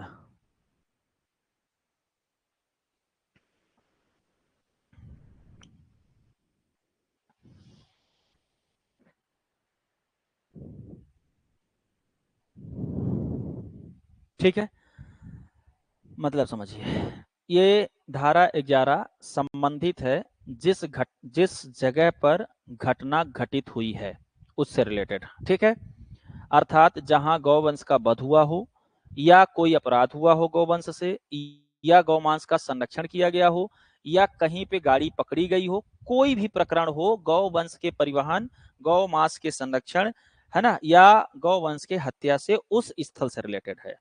ठीक, कौन सा धारा? धारा 11। तो उस स्थल में प्रवेश, उस स्थल पे निरीक्षण करना, उस स्थल की तलाशी करना, उस स्थल में अभिग्रहण करना। अभिग्रहण का मतलब होता है वहां से वस्तुएं लेना, उठाना, ले जाना, ये सारे मतलब होंगे। इसके लिए शब्द लिखा गया है, हाँ, सीजर, सीज करना, जब्त करना।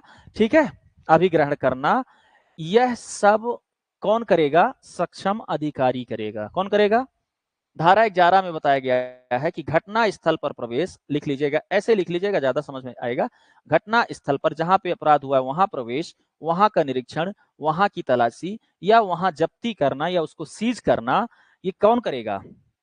कौन करेगा? निरीक्षण, हाँ, सक्षम प्राधिकारी या सक्षम अधिकारी द्वारा नियुक्त कोई व्यक्ति। ठीक है, ये इसका अधिकार किसके पास है? सक्षम प्राधिकारी या सक्षम प्राधिकारी द्वारा, सक्षम प्राधिकारी द्वारा लिखित में नियुक्त कोई व्यक्ति, नियुक्त कोई व्यक्ति।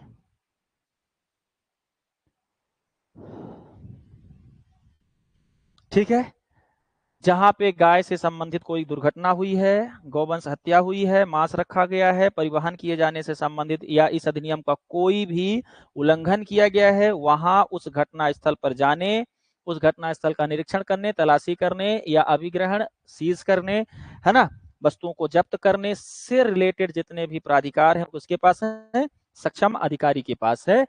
यदि सक्षम अधिकारी नहीं है तो वह लिखित में किसी दूसरे व्यक्ति को यह कार्य सौंप सकता है, वही काम करेगा। या वहां पे कोई फोटोग्राफर आदि इत्यादि कोई जाता है तो बिना इनके लिखित अनुमति के नहीं जाएंगे। ठीक है, ये धारा 11 में ये बात कही गई है। धारा 11(1) में बन जाएगा। आगे धारा 11 सेक्शन 11(2). सेक्शन 11(2) प्रत्येक व्यक्ति जो धारा 1 में निर्दिष्ट किए गए किसी परिसर पर अभिभोग रखता है, सक्षम प्राधिकारी को या सक्षम प्राधिकारी द्वारा लिखित में प्राधिकृत किसी व्यक्ति को इस परिसर में ऐसा प्रवेश करने हेतु अनुज्ञात करेगा। देखिए, घटना स्थल, ये किससे रिलेटेड है? घटना स्थल का स्वामी, उपभोगकर्ता, ऐसा कोई यदि व्यक्ति है, ऐसा यदि कोई व्यक्ति है ना, घटना स्थल जहां घटना हुआ है वो उसका जो स्वामी है उस पर अधिकार रखता है ना, या कोई प्राधिकृत व्यक्ति है, प्राधिकृत व्यक्ति है, ठीक है, उसके उपभोग क्या उसके उपभोग या उसके वहां रहने के लिए अनुज्ञात अर्थात लाइसेंस की जरूरत होगी। नहीं समझ पा रहे हैं क्या? घटना हो गई, घटना स्थल पर कोई व्यक्ति जिसका वह घर है, जिसका वह मकान है, जिसकी वह गाड़ी है या जिसके जहां पे वह है उसका उपभोग करता है, यदि उसको यहाँ पे रहना है तो सक्षम अधिकारी उसको अभी लाइसेंस देगा या उसको अनुज्ञात करेगा, संज्ञान में लेगा और उसको वहां रहने की अनुमति देगा, तब वहां पे रहेगा, उपभोग करेगा। एक बात ये लिखी है इसमें, ठीक है, धारा 11(2) में। और दूसरी बात लिखिए कि यहाँ पे कोई प्राधिकारी व्यक्ति भी जाएगा तो बिना लाइसेंस के नहीं जाएगा। ठीक है, ये बात यहाँ पे लिखा हुआ है। ठीक है, और यहाँ पे रहने वाला व्यक्ति उपभोगकर्ता जब भी उससे कुछ पूछा जाएगा, है ना, तो वह क्या करेगा? पूछे गए प्रश्नों का, हाँ वही मतलब है, पूछे गए प्रश्नों का अपने विश्वास के अनुसार सत्य उत्तर देगा।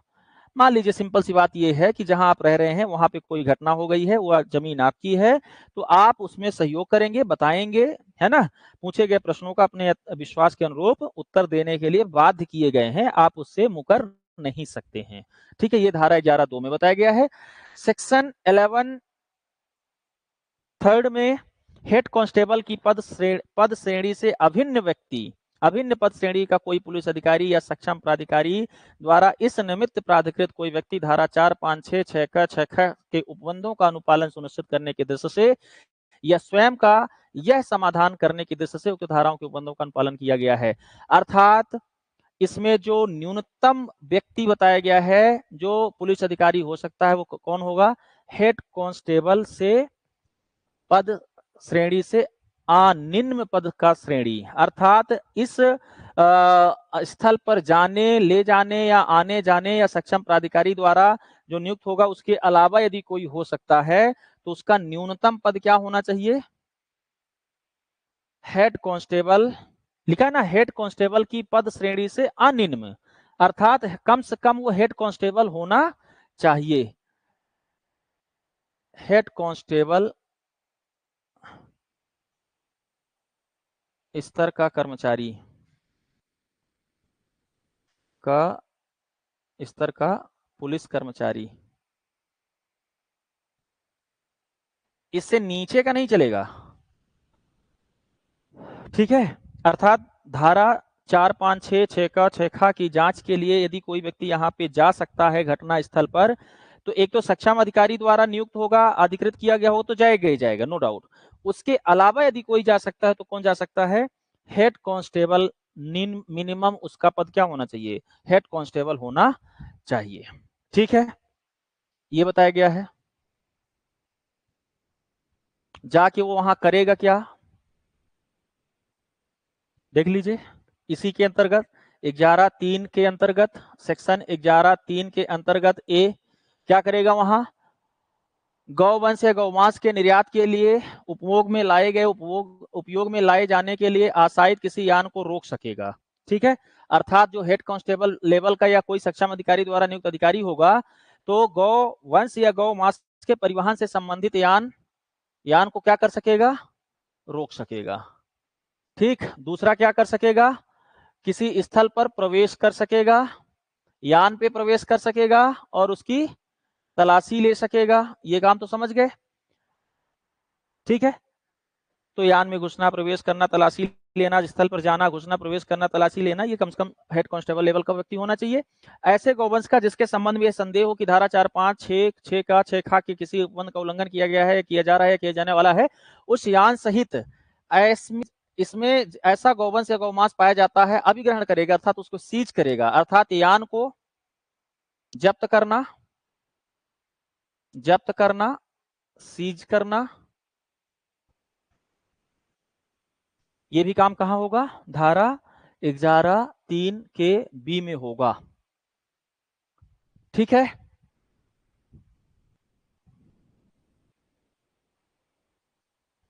बन जाएगा। धारा 11(4) में लिखा है तलाशी, जब्ती दंड प्रक्रिया संहिता 1973 के अनुसार होगी।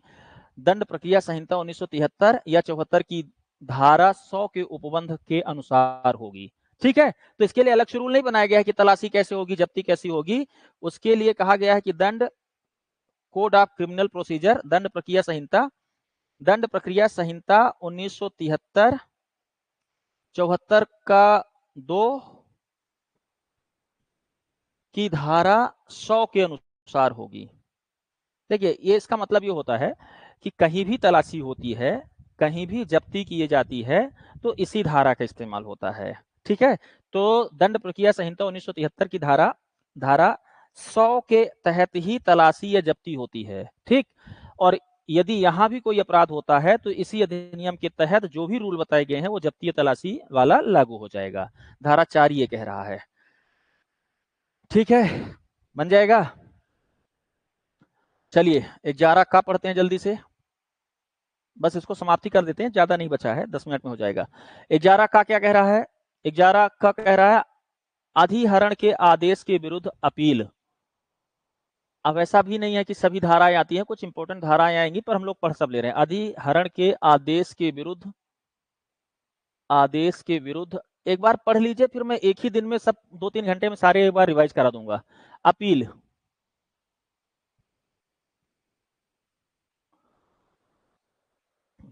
अच्छा इसमें 5 नहीं पढ़े क्या हम लोग? ओके, 1 मिनट रुकिएगा। धारा 11(5) भी है, धारा 11(5), थोड़ा इसको पढ़ लेते हैं फिर चलते हैं।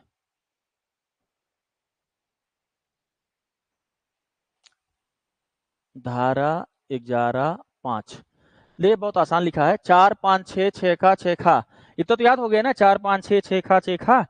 ठीक है, इसमें क्या है? इसमें गौवंश से संबंधित अपराध हैं, है ना, के किसी उल्लंघन की दशा में पुलिस किसी यान, गौवंश और गौमांस को अभिग्रहित अर्थात जब्त करने, सीज करने के लिए सशक्त होगी और जिला मजिस्ट्रेट ऐसे यानों, गौवंश या गौमांस का ऐसी रीति में अधिहरण करेगा जैसे कि विहित की जाए। मतलब एक निश्चित प्रक्रिया के तहत कौन कौन पुलिस क्या करेगी? उनको जब्त करेगी, सीज करेगी, और मजिस्ट्रेट क्या करेंगे?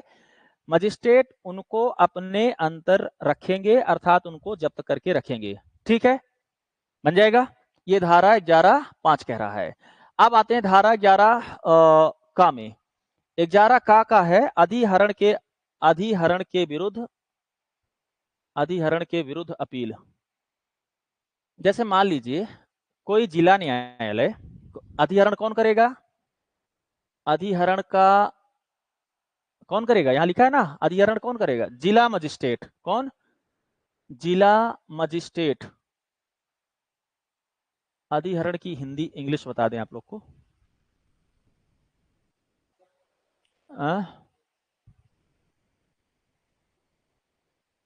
नहीं, कॉन्फिस्केट लिखा हुआ है, चलिए अधिहरण ही ठीक है। अधिहरण का मतलब होता है अपने अंदर लेना, ठीक है ना, जब्त कर लेना। तो अधिहरण के विरुद्ध यदि कोई अपील, अधिहरण जिला मजिस्ट्रेट कर रहा है, तो अधिहरण के विरुद्ध अपील कहाँ किया जा सकता है? ये लिखा है धारा इसमें 11 का में कि धारा 11 की उपधारा 5 के अधीन अधिहरण के किसी आदेश से व्यथित कोई व्यक्ति आदेश किए जाने के 30 दिन के भीतर या यदि ऐसे आदेश के तथ्यों की संसूचना उसे नहीं दी गई है तो ऐसे आदेशों की जानकारी होने की तारीख से 30 दिन के भीतर संभागीय आयुक्त जो इसमें इसके पश्चात अपील प्राधिकारी से निर्दिष्ट है को लिखित में अधिहरण के आदेश की प्रमाणित प्रति सहित जिसके साथ ऐसी फीस दी जाएगी जो कि रीत में देय हो, विहित किया जाए। मतलब ये कि अधिहरण के विरुद्ध अपील कहाँ की जा सकती है? संभागीय आयुक्त के पास, संभागीय आयुक्त के पास, संभागीय आयुक्त के पास जा करके यदि लगता है कि नहीं हम सही तरीके से ले जा रहे थे, कृषि कार्य के लिए ले जा रहे थे, तब भी अधिहरण कर लिया गया है, जब्त कर लिया गया है, तो संभागीय आयुक्त के पास जाकर के उसको मुक्त कराया जा सकता है या अपील की जा सकती है। कब? एक लिखित फॉर्मेट में 30 दिन के अंदर। किसके 30 दिन के अंदर? जब यह पता चल जाए कि अधिहरण का आदेश हुआ है तब। ठीक है, तो 30 दिन के अंदर कहां जाया जा सकता है? कमिश्नर के पास जाया जा सकता है। ये धारा 11 का एक है। हाँ, फीस रहेगी, एक विहित फीस होगी। ठीक है, सशुल्क है, ये फीस के साथ।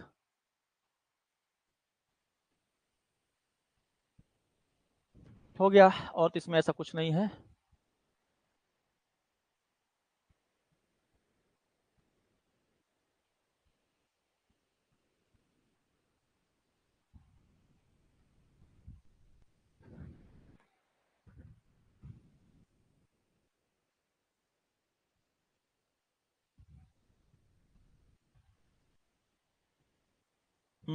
आगे चले, थोड़ा सा इसी से जुड़ा एक सेगमेंट और है 11 का के 4 में, जहां जरूरी है उसको देख लेते हैं कि अपील अधिकारी, जहां अपील किया गया है, ऐसे अपील की जानकारी अर्थात संभागीय आयुक्त अपील की जानकारी किसको देंगे? जिला कलेक्टर को देंगे। अर्थात कोई यदि अपील संभागीय आयुक्त के पास जाता है तो उसका इंफॉर्मेशन कलेक्टर को दिया जाएगा, ठीक है ना, कलेक्टर को दिया जाएगा।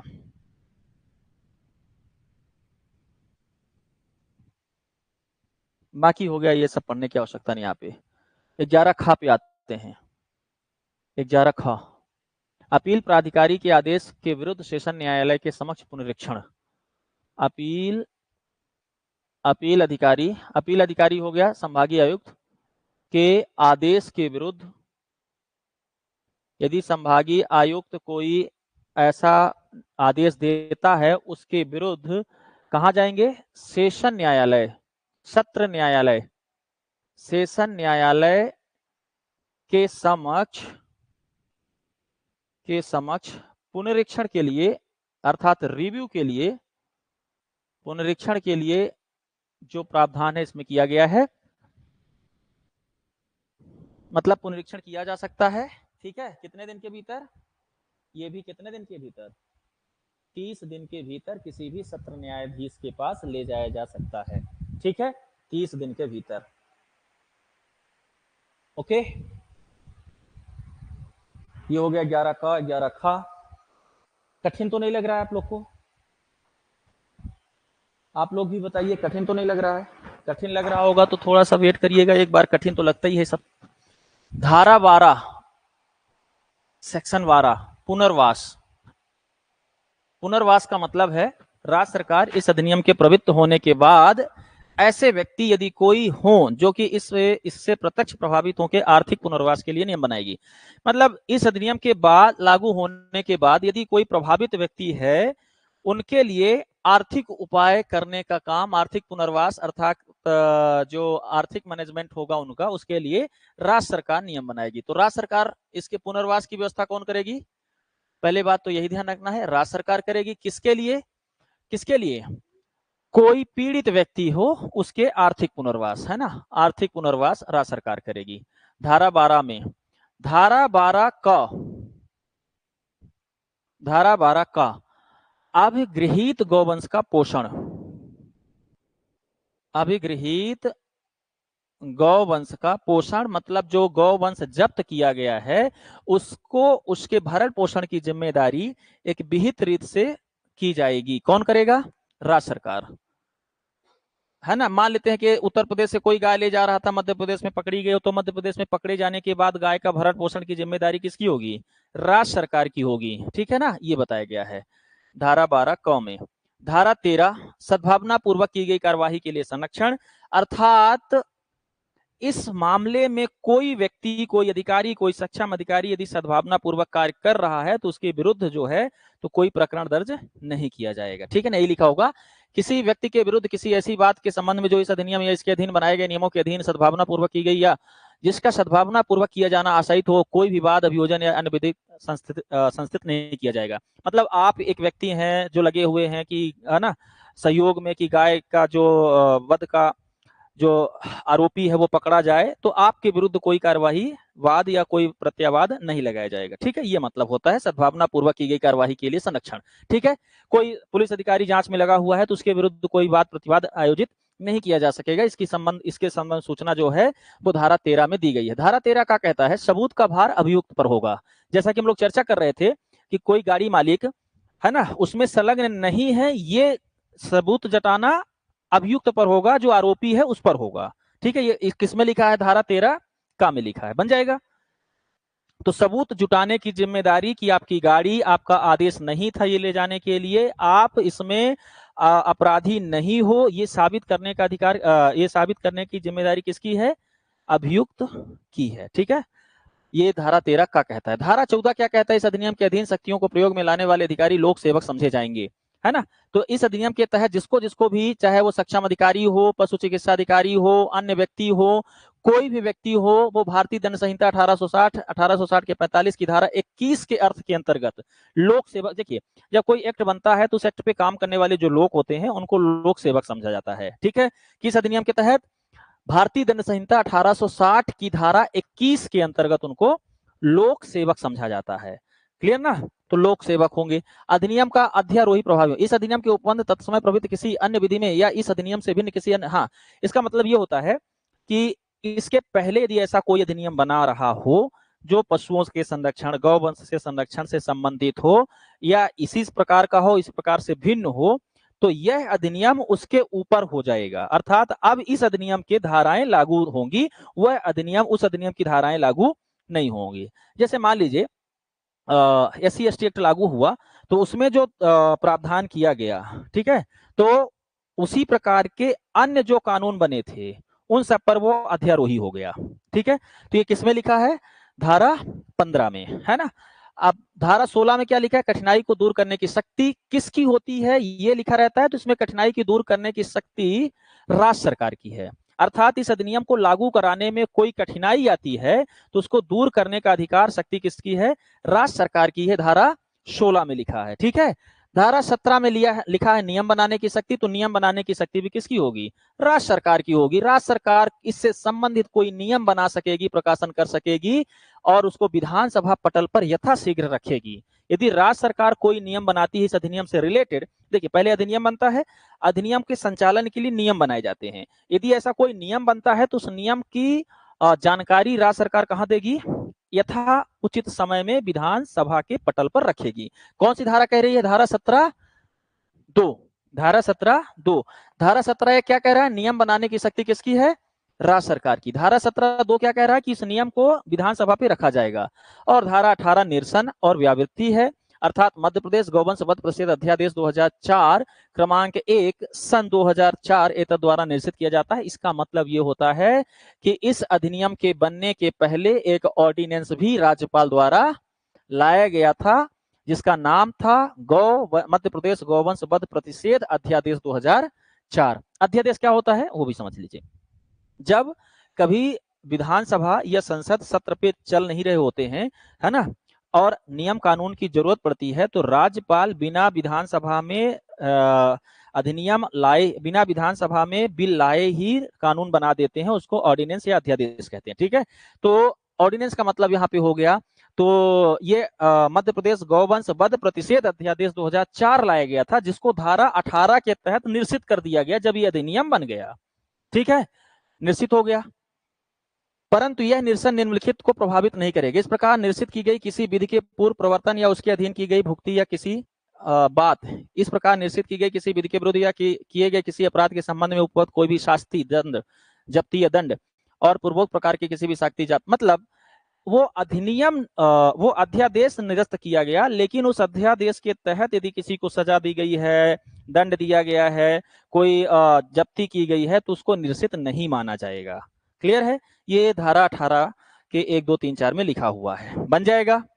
अब यदि आपको इससे रिलेटेड सारे प्रश्न करा दिए जाएं तो यह अधिनियम आपका क्लियर हो जाएगा। ठीक है, कठिनाइयों को दूर करने का अधिकार मेरा है यहाँ पे। बताइए, आप लोग भी बताइए, कोई समस्या हो या अधिनियम समाप्त हो गया? कल हम लोग दूसरा अधिनियम पढ़ेंगे, दूसरे अधिनियम में मुख्य रूप से पेशा पढ़ेंगे कल। ठीक है ना, पेशा एक्ट। एक बार आप लोग कमेंट करके बताइए कुछ ना समझ में आया हो या समझ में आ गया हो तो। मूल काम इसमें है धारा याद रखना, ठीक है, उसकी लिस्टिंग में एक साथ आपको करा के याद करा दूंगा, बाकी कॉन्सेप्ट सब समझ में आ गया है आपको। ठीक, चले अभी आप लोग दूसरी क्लास करिए। आयोग पढ़ रहे हैं क्या? ठीक है, ओके।